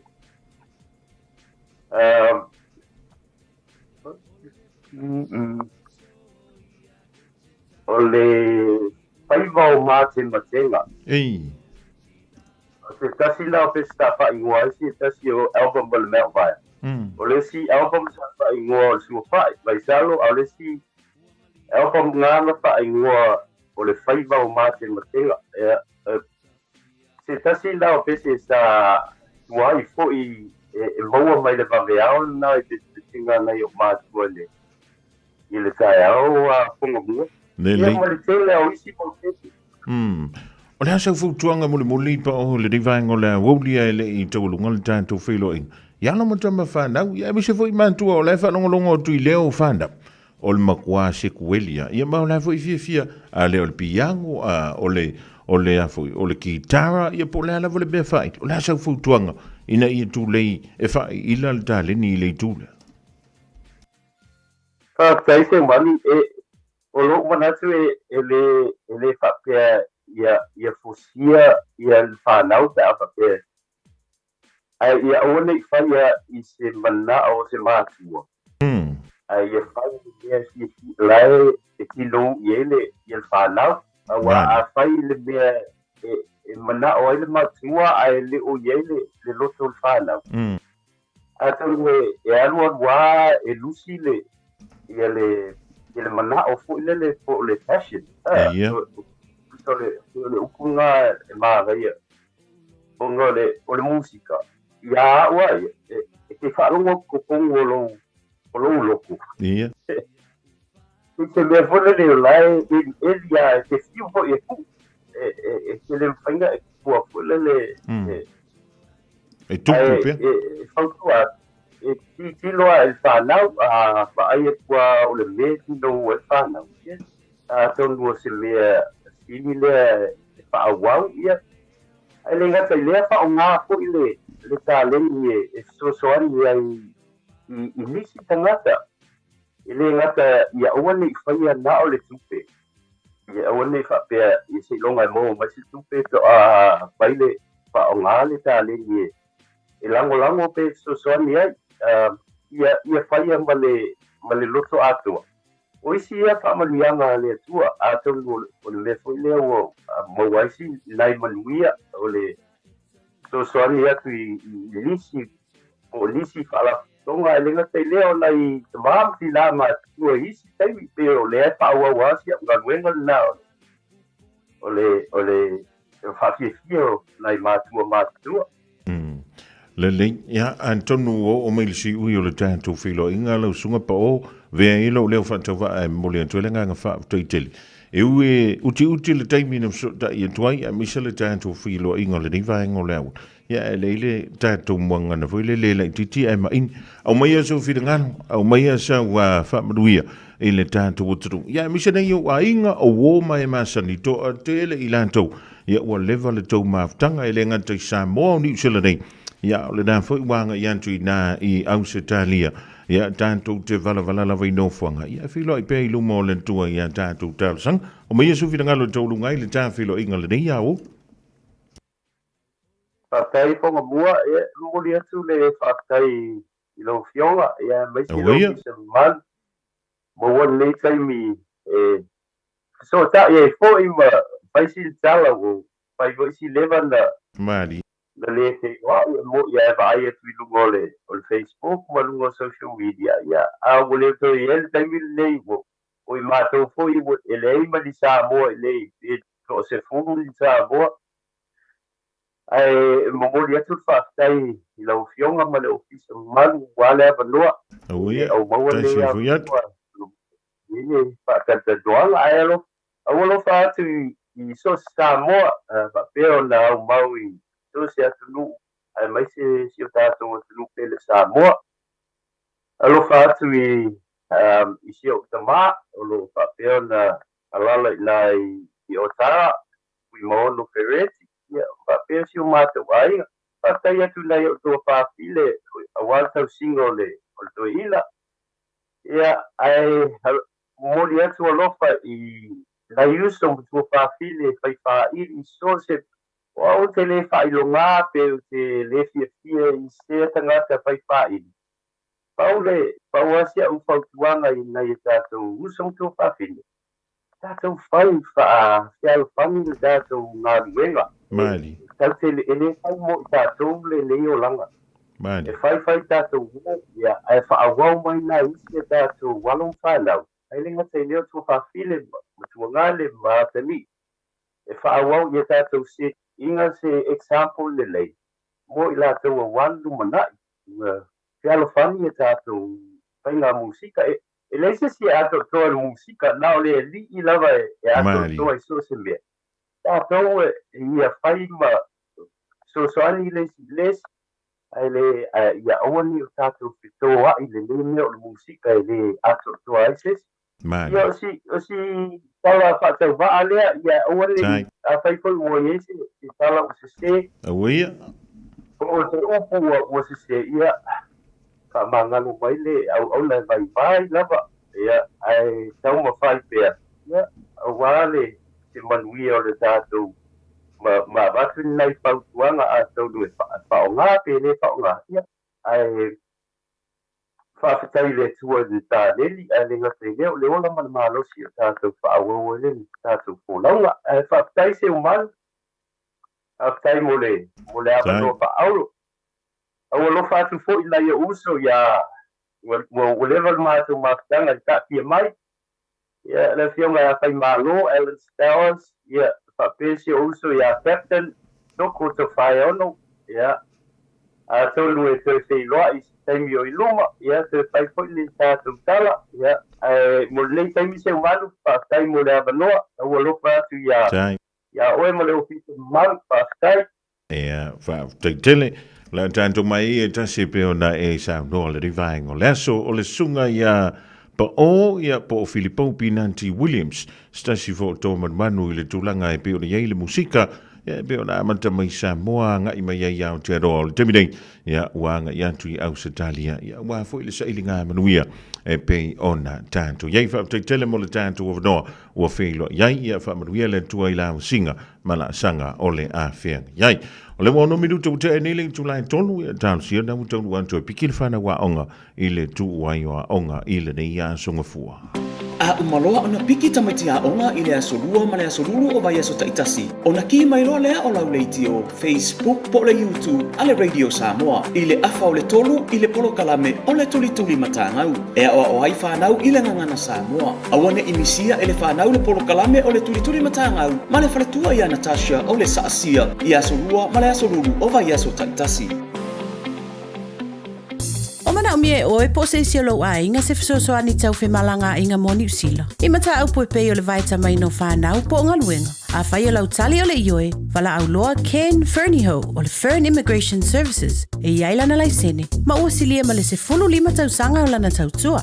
E toa tele tangata o fisoso ani iai Ken, i mata upu tau fe malanga inga. E au fia ai mata upu na o atu le tribunal. Ma apili le minister.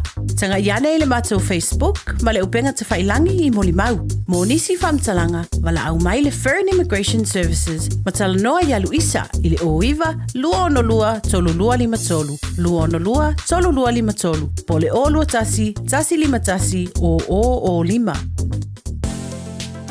Masalo ua e ai i fale fo mai, po o ta avale ale fono, ma e whape ane, ua nao au nanga tau soifua malolo ina, ma nifo mātau te whaia.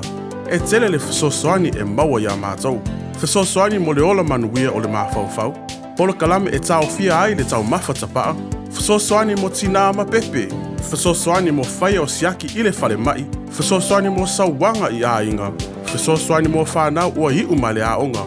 Mo nisi whamatalanga, tanga i ane i lupenga ta whailangi www.thefono.org. Pe vala au le o valu selau, fono for you. O valu selau, tolu ono whaavalu. 24 hours a day, 7 days a week. Radio Samoa streaming live on www.radiosamoa.co.nz.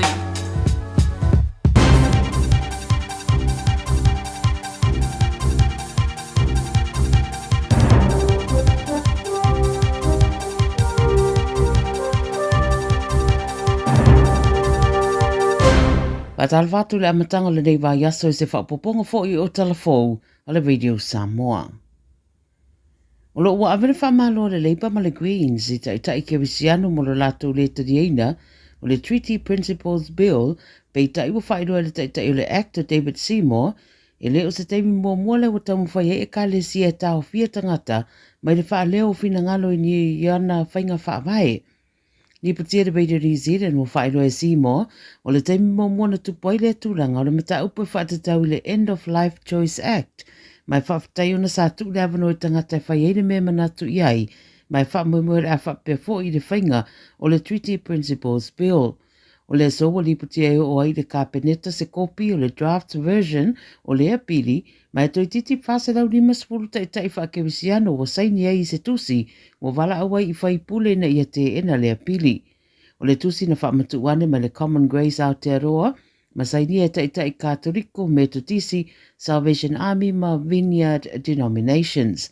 Whainoere sa upo le reipai ma tauputau maoli o Willie Jackson wo fia i ngā yoinga wo whaia tai kewisiano le ma taupule nei ma lo lātou lo totoa. O le pidi e peo na ta ua sa tu whaatsia le Act New Zealand, ma le whaamamoe toi whaamanino ati di eiwhainga whaavai o le Treaty of Waitangi, ma ua whaeroe tonu ni o na vaenga ta ua.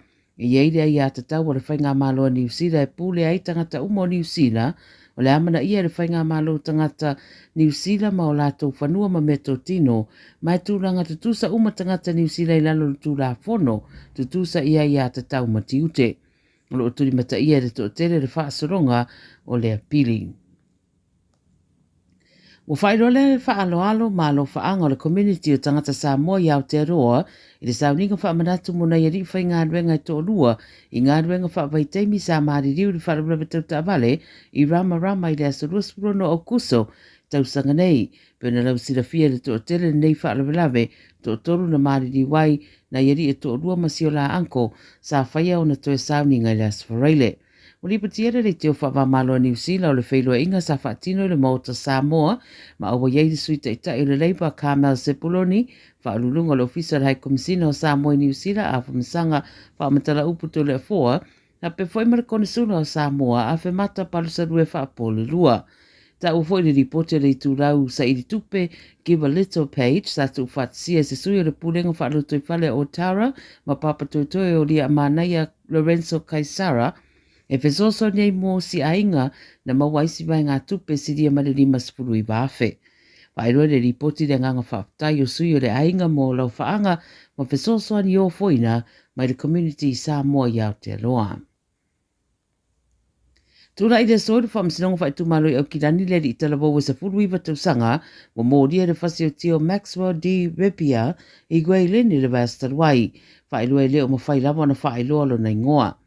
Mo whaero mai le news talk i la ripoti, o lo whaamawina i whaamaunga le whaamsinonga o le talabou le au mau i koe len, ma na whonga ina le whaamsinonga o lo sa iria pēr leo le ta'wale, na whaonga ina i le whaalawalawe nei, a meisio le au penga na whao oire mariu i a repia, ma whaamanu aria i maisi.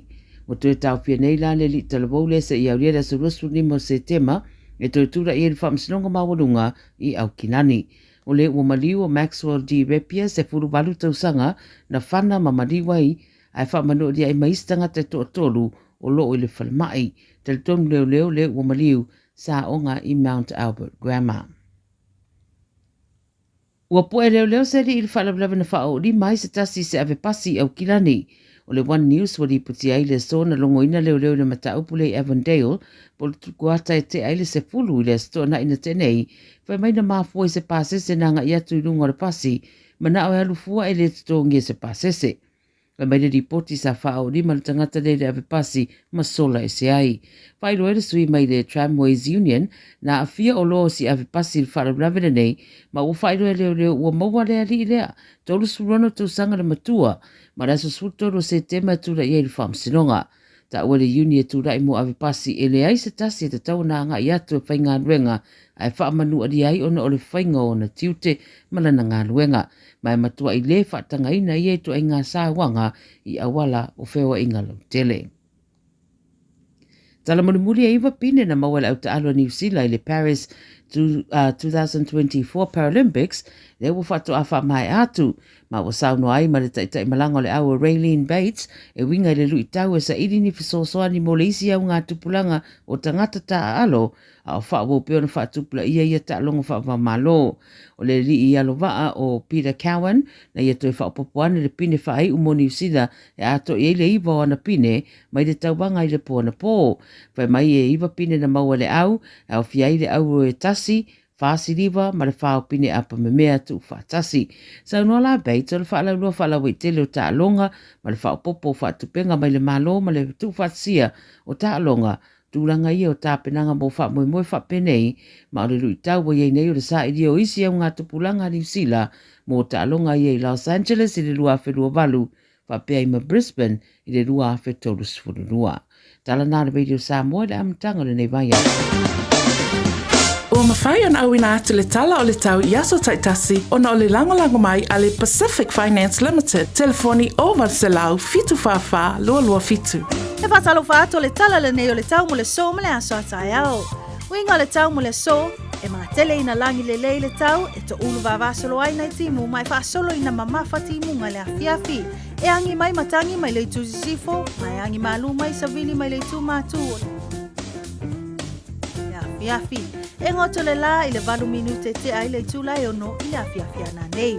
Wingo le tau mula so atayao e langi le tau, mai angi mali e mai savili mai le tu sifo anga i atu le awa uli.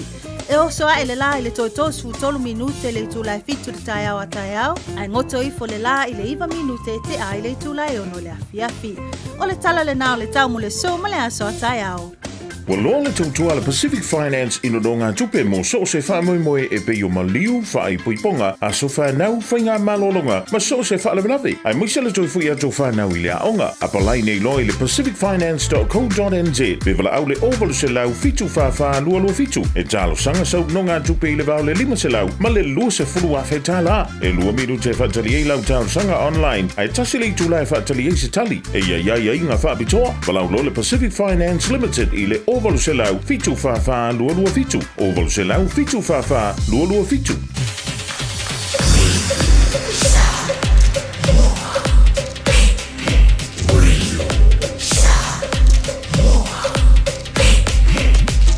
Tasi lima i watu, amo. O sa ili se whale inga e whai eise tau mawhitanga o le auli. Pe tali e fo ini au malo. Susuma i le Sandbell Buffet. O le a whaamali e ina lo fina ngalo i tau mawha o saunia le limo oe. Tua tusi iwa Atkinson Avenue i Otahuhu. Lunch mai le sfurtasi i le lua i le awa uli. Telefoni lua lima iwa fa o.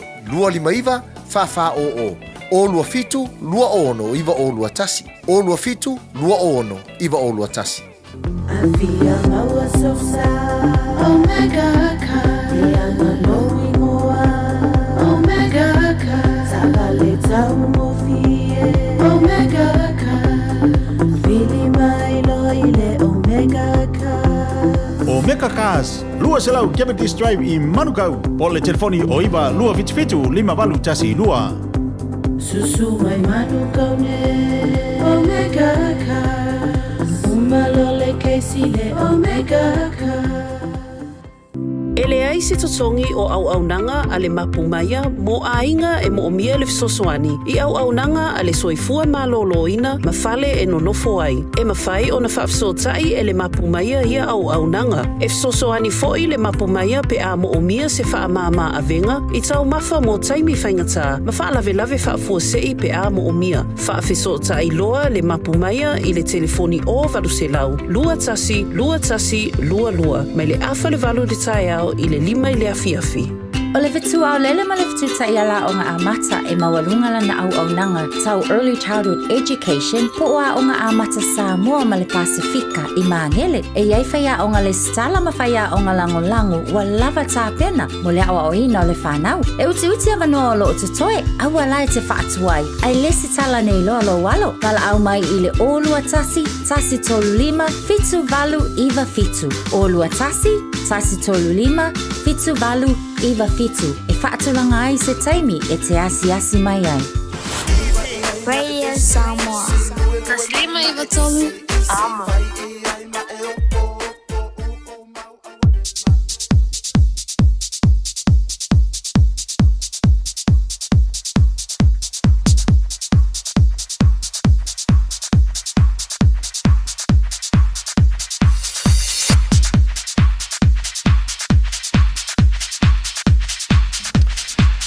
Fa jala va chula ding gang la woli man tu ma fa na wa nga no tu wa nga jala tu mai tu mai on tu wa mai la on le yaso fa ma le lu fu spa tono le japan tono le fa le sui la va onga fa so ko ma fa so me ai sound by bol ta tu pol klame officially man tali stimulate to ma e bol tu ni fi fi la wa ma wala ta tu fi lo inga ma le sunga ya Victor all the time world and auto limited fa jala va tu Victor man no nga we man no fa manus ya rangi ma se mo ro to fafonga mo ia malo la vano sai malo tawa tai lo sunga ia fatalo fa fo le fafonga mau sambo to mo to malo ia nisi fo no mana va ia ngota vali malo la vano sai malo tawa tai ia to ia va vai foi fa fo ri se ia ia kau kim la kau ko mai wanga ia Le tūlanga nei pe ona yei fui winga o le tau ia I mātou nei manukau. Ia pe anga o lunga le moto i le kaulari Victor le ngia o.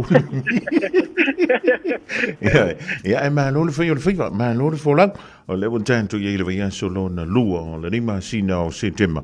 Fi le vave le lua so le vaiaso. Ia e misa le kai milungo le waki. Ia isi a mia so vidangano. Ia isi so māko ngalaki le kako au nanga pea. Ia whaftai mo matau noa matongo fia se manu ia amata tu I tato papesini nisi foi na ua lewa no ori mai ia wa de tau whaangrongo mai poe la man malo e tato vata mo nei vai aso ia mantua o nei o le aso nei e ono seni le tau pensini pe uturo sa ia matou ono sene to sea le tato pensini riva tasi lua tala fatul sene o le kako tiso talava lua sene manatua lo airport car tax pai por appointed to se lo ya lo ono se ne pape uturo sa I tato professional ka text ya man tuara fon kesi la PT iva kel kalama evento vi fio lua sulfitu ta la ya man tuara foi lo safa ma se vota no me I tono tato se ya te man malo se vota la utfatu molo sa I le mato professional ya man safa ro man malo le sunga ya fue o man malo o neva yaso ia fa pe o le man malo o komike le sa context I lunga lo telefoni ia ta o tara wa ngara I tato popesini o lo famarina mo tato gata e se lauta la tutto rosa I le tato popesini ia ngata fo ele tato afanisinia mantu mato tusi tasiri matolu istama ki rope por wine mata fo le fu service lo ta vale transmission service mata fole lifi a fe lifi lo sa lo inisi tole inisi maulunga ia ete alonga ia ngata fole tato pali lif te male low spring tato snoko fa pe ia mato ma fo tato pu pas tato wins pas o tato a pikiapu ia ngata fole tato van afa pe fa tawa me ia ma fo lo gata ia mato e se lauta la utu fa tu morosa ia tale masinea fo ia lo sumai ia fa tawina fo tato lo ngata fole tato flares canopy, roof rack, roof rails, LED lights, step, ia fale fa mato tonu fa foro sa va pe ni me fale tonu sumai ia tata no fa ni sira fa ngalwenga senso swani mo oi lo mo tato scan fa tato scan ai via tato mo rio sono mo transport ta vale va pe ni me fale tonu ta vale ni me pa o tu na va pe na ia mato scan ia me na fale tonu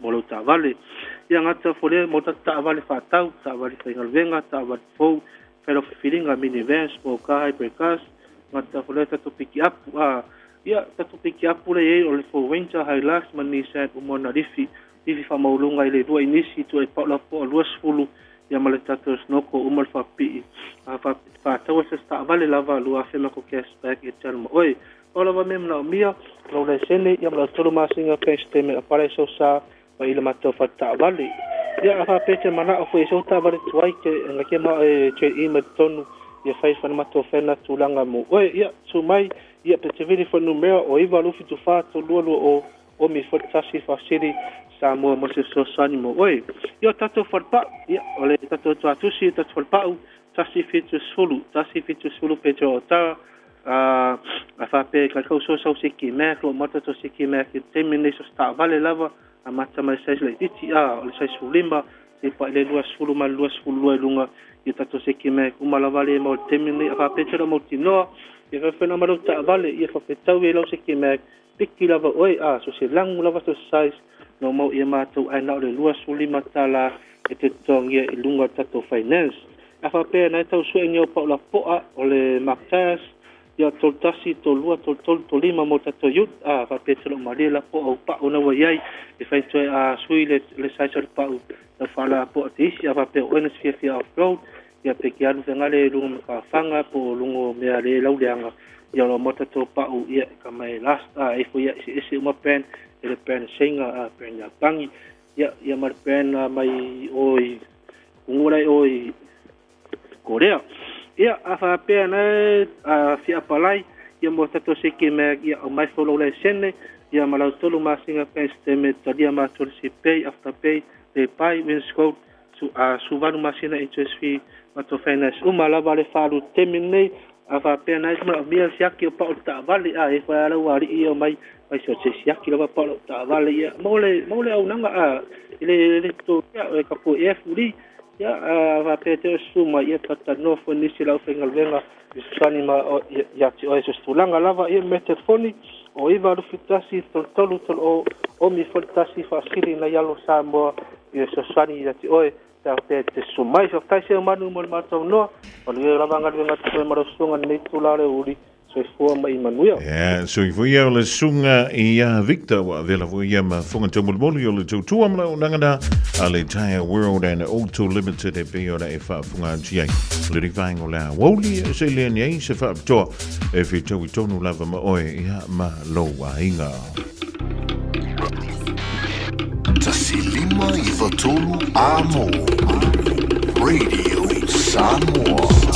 Ave ole to mai talo fa malo so fua ele kan tele ia e fa to le fa malo fa talo fa I ma tua ele kan tele ave ta fa le ia nga ia to piki mai le fa na wa onga le tu wa ia onga ele nei fo ia so fua ole to va ia to fa fo ma to fo ia no tau fa malo mai winga le tau ia talo sia sa ma wi le nga ia to nei fa na fo ile onga ile amatanga ole nei va ia so ia fa fo nei fa nga ia mama yo le tino Yo, wala ia ngalo le uska inga fa yo ko kingi fa yo che va impe alu I faf. O le fai ngolo ben son che va antuni. O le matua ia se fu ya wingo le tang timula ya fa ila na sumo mo il timul tai wa to fala. E mauti no ana wa e furu wa tafelo wisu ya masa o so fo isinga o kama I fiva fa ngol ni va so ali tomait.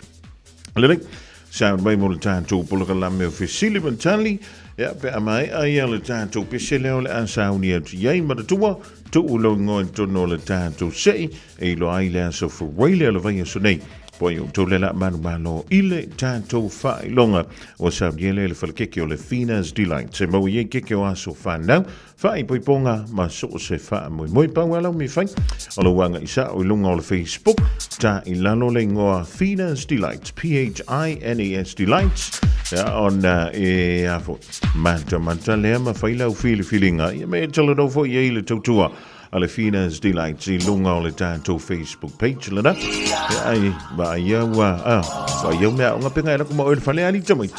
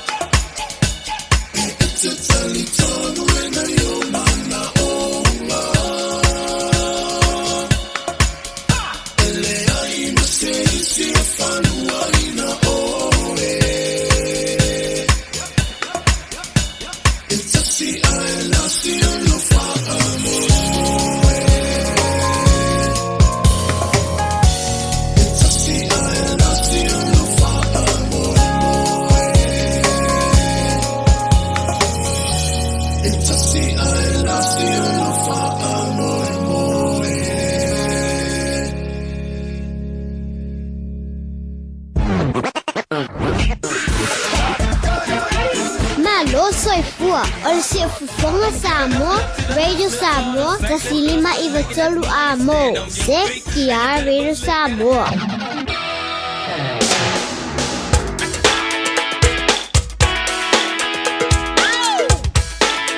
Alleen zijn we wel een cielo radio Samoa le wan tassi mala for minuto te adile afo le tolu fa talo fa tui loi ma tua le ngatui le al fa na wa ngolo tua ngo le dia sunga fu talo fa la tomit wa mai o tonga mai le ngo le dia su sa e anu le onga ne po le da fo isa e no fo ile fandi le le io da umala lunch le na avila onga le se mia mana ya na e mo mai le tonga onga ile nei fo ia sunga fuani tomit ja le fa mo le lu fu spa per fe nei tono le ta vale ja fe na wi da vale wo suilo o fua onga io ia wai ai lo ala mea ai ia pisi ai fo lo o fua onga fiu solo esele tomato sauce io ia po le nga o fo pe a si singa i lunga lo o fua onga ia nga le fia ai fo lo tina ia joy ali tomit ja, le link fa no yo na evela mi le tan to no mera tolu fitu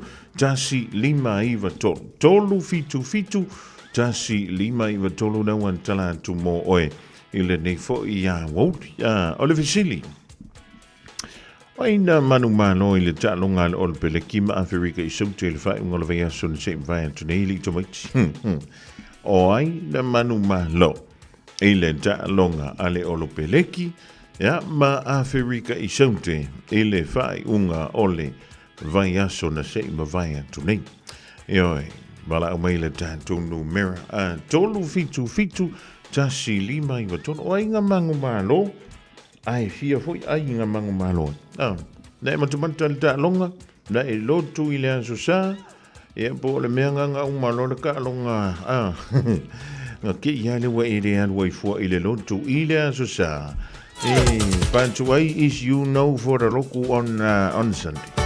Na link wala o maile ta tu no mero tala tu mo tu le fana le dia so fo tu longo tu no se kwa ile fia la Australia a Sunday.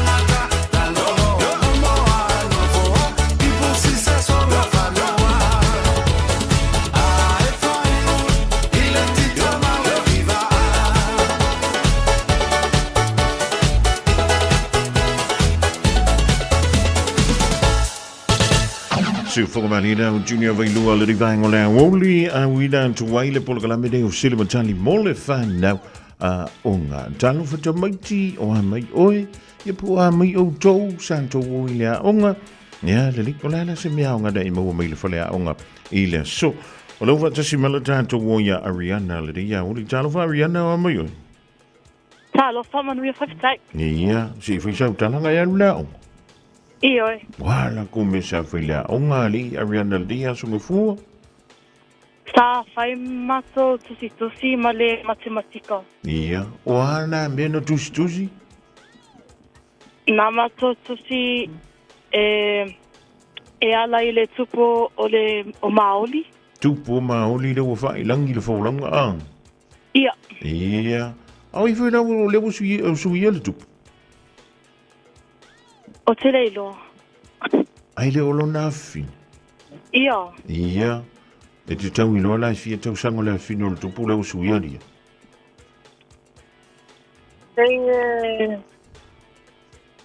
Ia o te leilo. Lua se fulu ma le fi tu tau sang. Mantuala titia. Ah. Ia le le ma lo va tanga Ariana le le. Ia on sai me lungo le tanto leina talo for David. Alo sai fuara fionga se man. Ma lole ono sai mai o mai o. Ad man ia faftai le alo fole. Tai le. Wa me ngo fai ngol va solite. Ya sa me mo sa fai nita ya sa fai le mato lotu ya molo lotu sa fai mato nga pese. Molo nga pese. O mato vasenga fai lo mato matematika. Ya o molo fai lo mato tusinga. Ole nga pese ole ali David nga sa. O nga pese mo kai o le o kameki ale fai la unga. Oh. La unga fa palang. O yo la unga fa palang. O sol. O na la te i tono le tawanga le pe. Ne. O i o fa sa mo ari te. Ia le o le kimi ama ka ile tawanga la unga vanga. Aforiva. E o umara i toa unga pere. E o mamata vasenga mai si vasenga tamitila tava. E to fin tamiti tawanta. Ke lo eleva aya. Ia e fkwai lo ala kaya. Io. Ta ile le malo on sai me lunga leina David ia le sia tanto wo o le ri o kalepo. Kalepo. Ta lo fa kalepo. Kale po lua, kale po tolu, toi tau ma fai mai. Tolu fitu, tasi li mai u tolu, ole fisili. O a ilen ka alo mole ol peleki, ile fai unga lava yaso. Oi funa maruma lol, nan ta longa. I oi. Ta fiola ta fefe, ia, si sauliska kovra. Ta lova? Ta lova se manu. Ui, mano Mike. Ma lola wa sai furo, fioma. Wa mai, oi ri mika. Mamu via fa fkai do felei. Ia, o ala o menga fai ngi ya sorimi. Alu ia fa umalo fe au manga fai do fa ka o ia so mai de fai. Ia, o la no fa ka nga sa fai ia mik. Me ma sangia, e lo lunch boka ya lo ngaruenga. O fe foi de que venga lo ngai mik. O que alu ka ya. Ia, su ka ya. Ia, o fe foi de que venga lo ngai. Karango ko fa de karabu pui nui. O patoi. O ngai que ngaruenga. O la lunch ngai ave ka o la o ile ngadu. Ngalo samwisi ya. In fiwe la vol kamanga. Ya, kamanga ba. Ba lo va tanya mika. Ya leli. O ko nei lol tali o sili. O ina ma lol ta longa Africa. So te ma lol perek. Ai fi foi ai ka longa. Ariana. Ia. Ngai maka ka longa. Ia. Choli. Ile ka ko lu le veo. Ta fiola e so fa kula di o lo malo si di ke va veana. Ia, la sa maka fai mo sa kal. La sa maka kurkalo. Wa manga ya. Ia, o la le tulanga man nei o ta lo ngari area.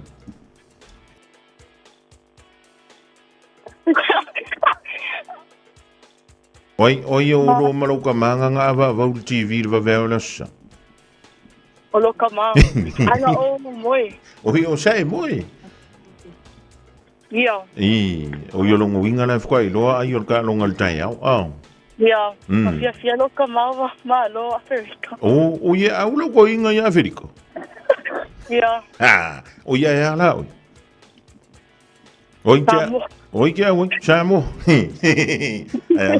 Anga ma no fero pere ki wa fa me ki au ya New Zealand. E ma no Ariana. E te lo na fi ai o talo nga fa mo. Ne ai. O ye te le no ye la fa ina. Le o ye kambia o nga fa ngi. Le na o alu ka penga do la ngam ka ya. O ye fa ka o no.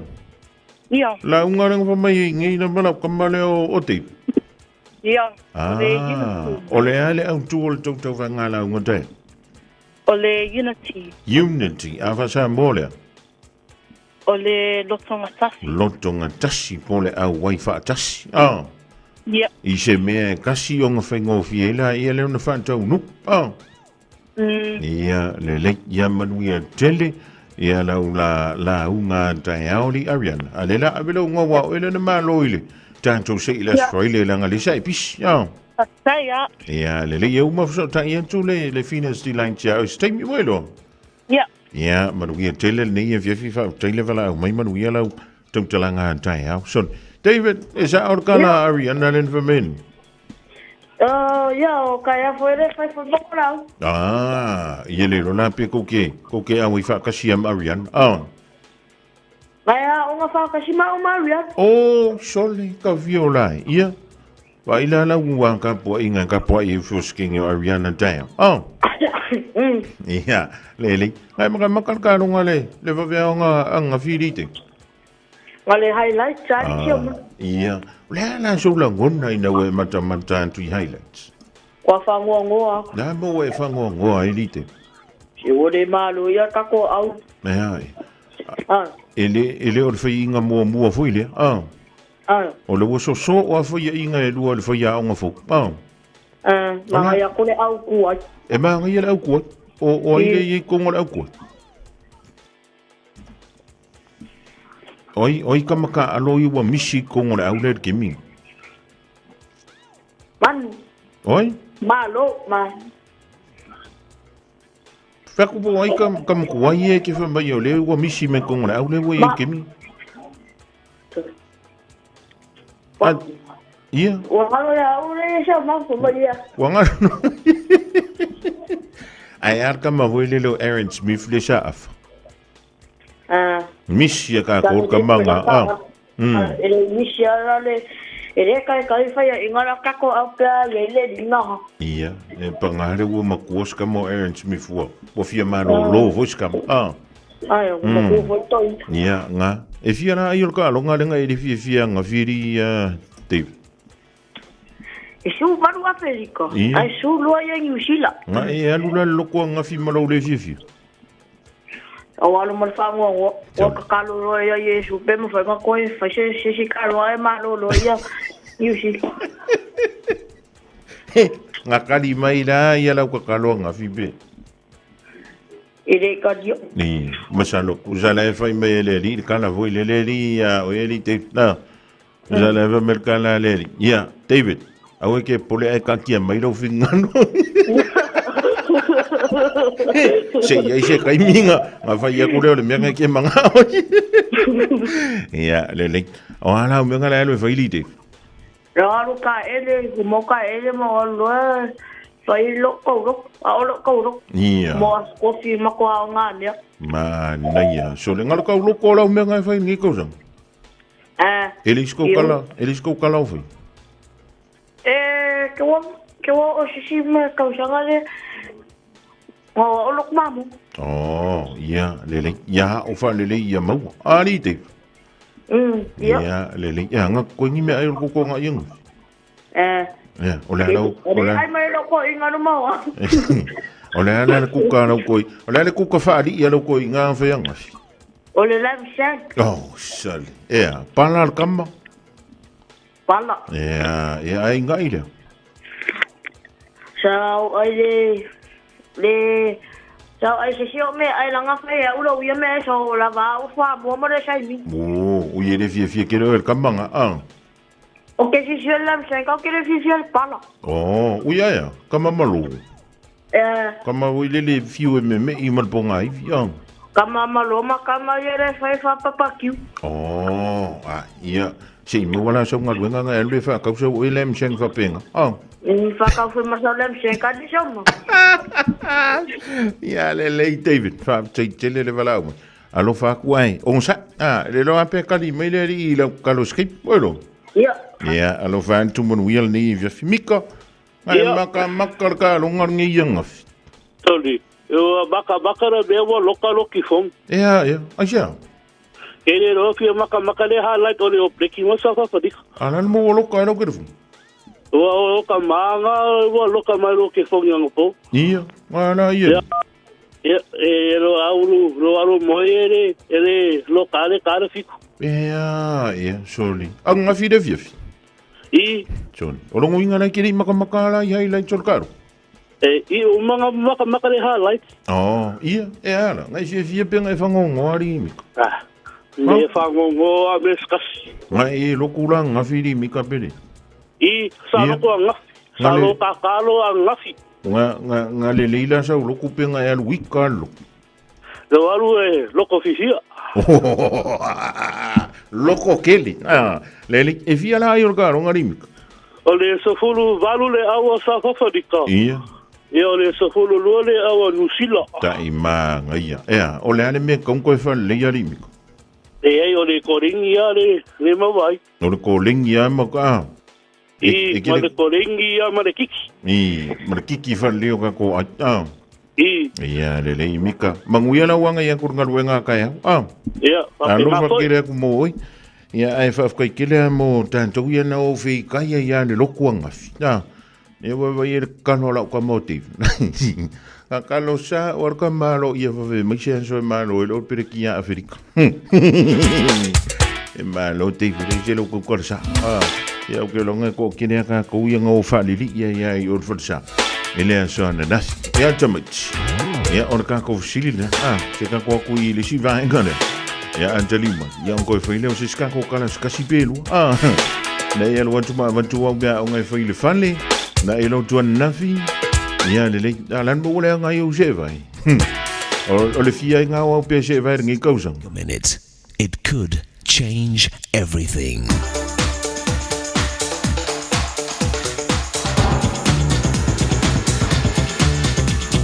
Think a minute. An African man who had 3 wives asked his Irish friend who had only 1 wife this question. Do you like your wife? His Irish friend replied, I like her very much. The African man shook his head and said very sadly, I don't like any of mine. A famous comedian gives this advice to young couples before they get married.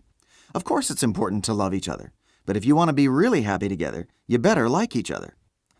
Ray Rosa grew up in Italy and came to America as a young man in 1921. There he met and married his wife, Isabel. They settled in a small town where Ray worked as a barber most of his life. Just a few years ago, Isabel became very sick and had to move to a nursing home in a nearby town to live. Ray's life and daily routine completely changed. Every morning, 7 days a week, he takes a bus to the nursing home, where Isabel waits for him in her wheelchair. They spend the day together, and Ray takes care of her.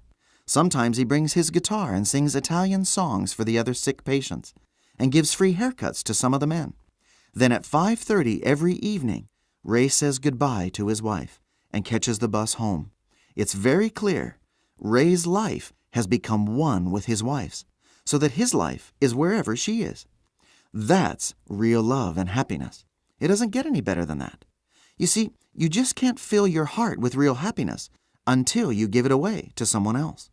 Jesus Christ teaches that our life is much more blessed and happy when we give more than we receive. In fact, marriage is all about giving and forgiving. It's living every day with your best friend for life, so your 2 lives become one. It's a commitment and decision you make, not just for a few years, but for the rest of your life, no matter what happens. You choose to do all you can for your mate's happiness, because you realize that's the only way you'll be happy yourself. So why not ask Jesus Christ to forgive you for living your own way? Then ask Him to start changing you. He'll help you so you can start enjoying real love as you become one with your spouse. Just think a minute.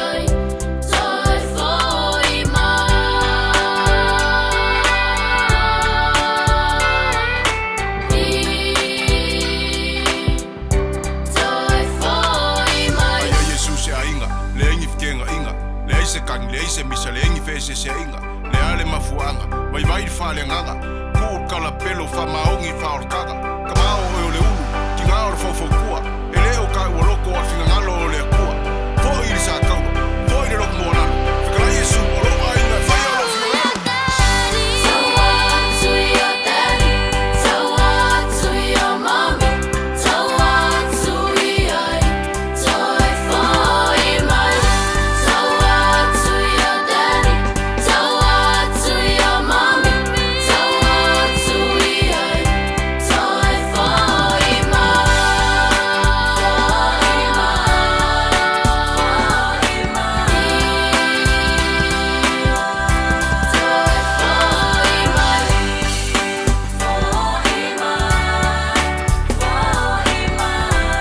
Whakamali na le sunga ya AJ Nazarene tole a forma le pese a ya Yesu se ainga o se ainga fia yo o se ainga e mawai tutonu le alofa ya a va apea o le ainga o le misa ya zo o le roina na e yai tutonu ya Santa ni politi apo o le menga nga misa ainga ai umangi ya nga misa e misa le remote wa va skama i mea ai misa ia pole uma le maa remote ia por kangolesi se vaolesi ai misa i lava onga fu o ngai ele ti apo tamaiti o le tau lungana o le tātou pole kalame le nei e fiafi fa te yantu i mātua i le fa avroina o le teimi tau te valauma iai i le tātou pole kalame ia va ia mea o ngai fai va ia ipu po o fofolu va ipu le tona i mea nafi po la ai keu wa anu ngol sing ia va vena e moi nei le fia va vena to ya la tao e tanu ile a onga fa mangalo se leo le to ona sa mo ya ba fa we singa no le tau te mali ile tanto mafutanga mai le se fululua ile a wo le so si le mai le rivainga le fia filo so ya Isaac Paunga just sim le fionga ya la le antoa ya po le fionga ya pesta severe leo le so on tuele la tu se yulia ya le fitu ile fia na nei tai tu le tu lo to so forma ma tu wala ile so for one down to if tampa ye i lunga o pe mga lunga lo ya maru ye tele ya le ria woli ya po le ni fo i vai ngole fia fi lo ye le lo fam langa le yo le tu alo vantu so i foi musu atu isi o talinga te ane uai fali ma po maita o te li popole bei o te ita o no si o lava tau anga fama si o ufifi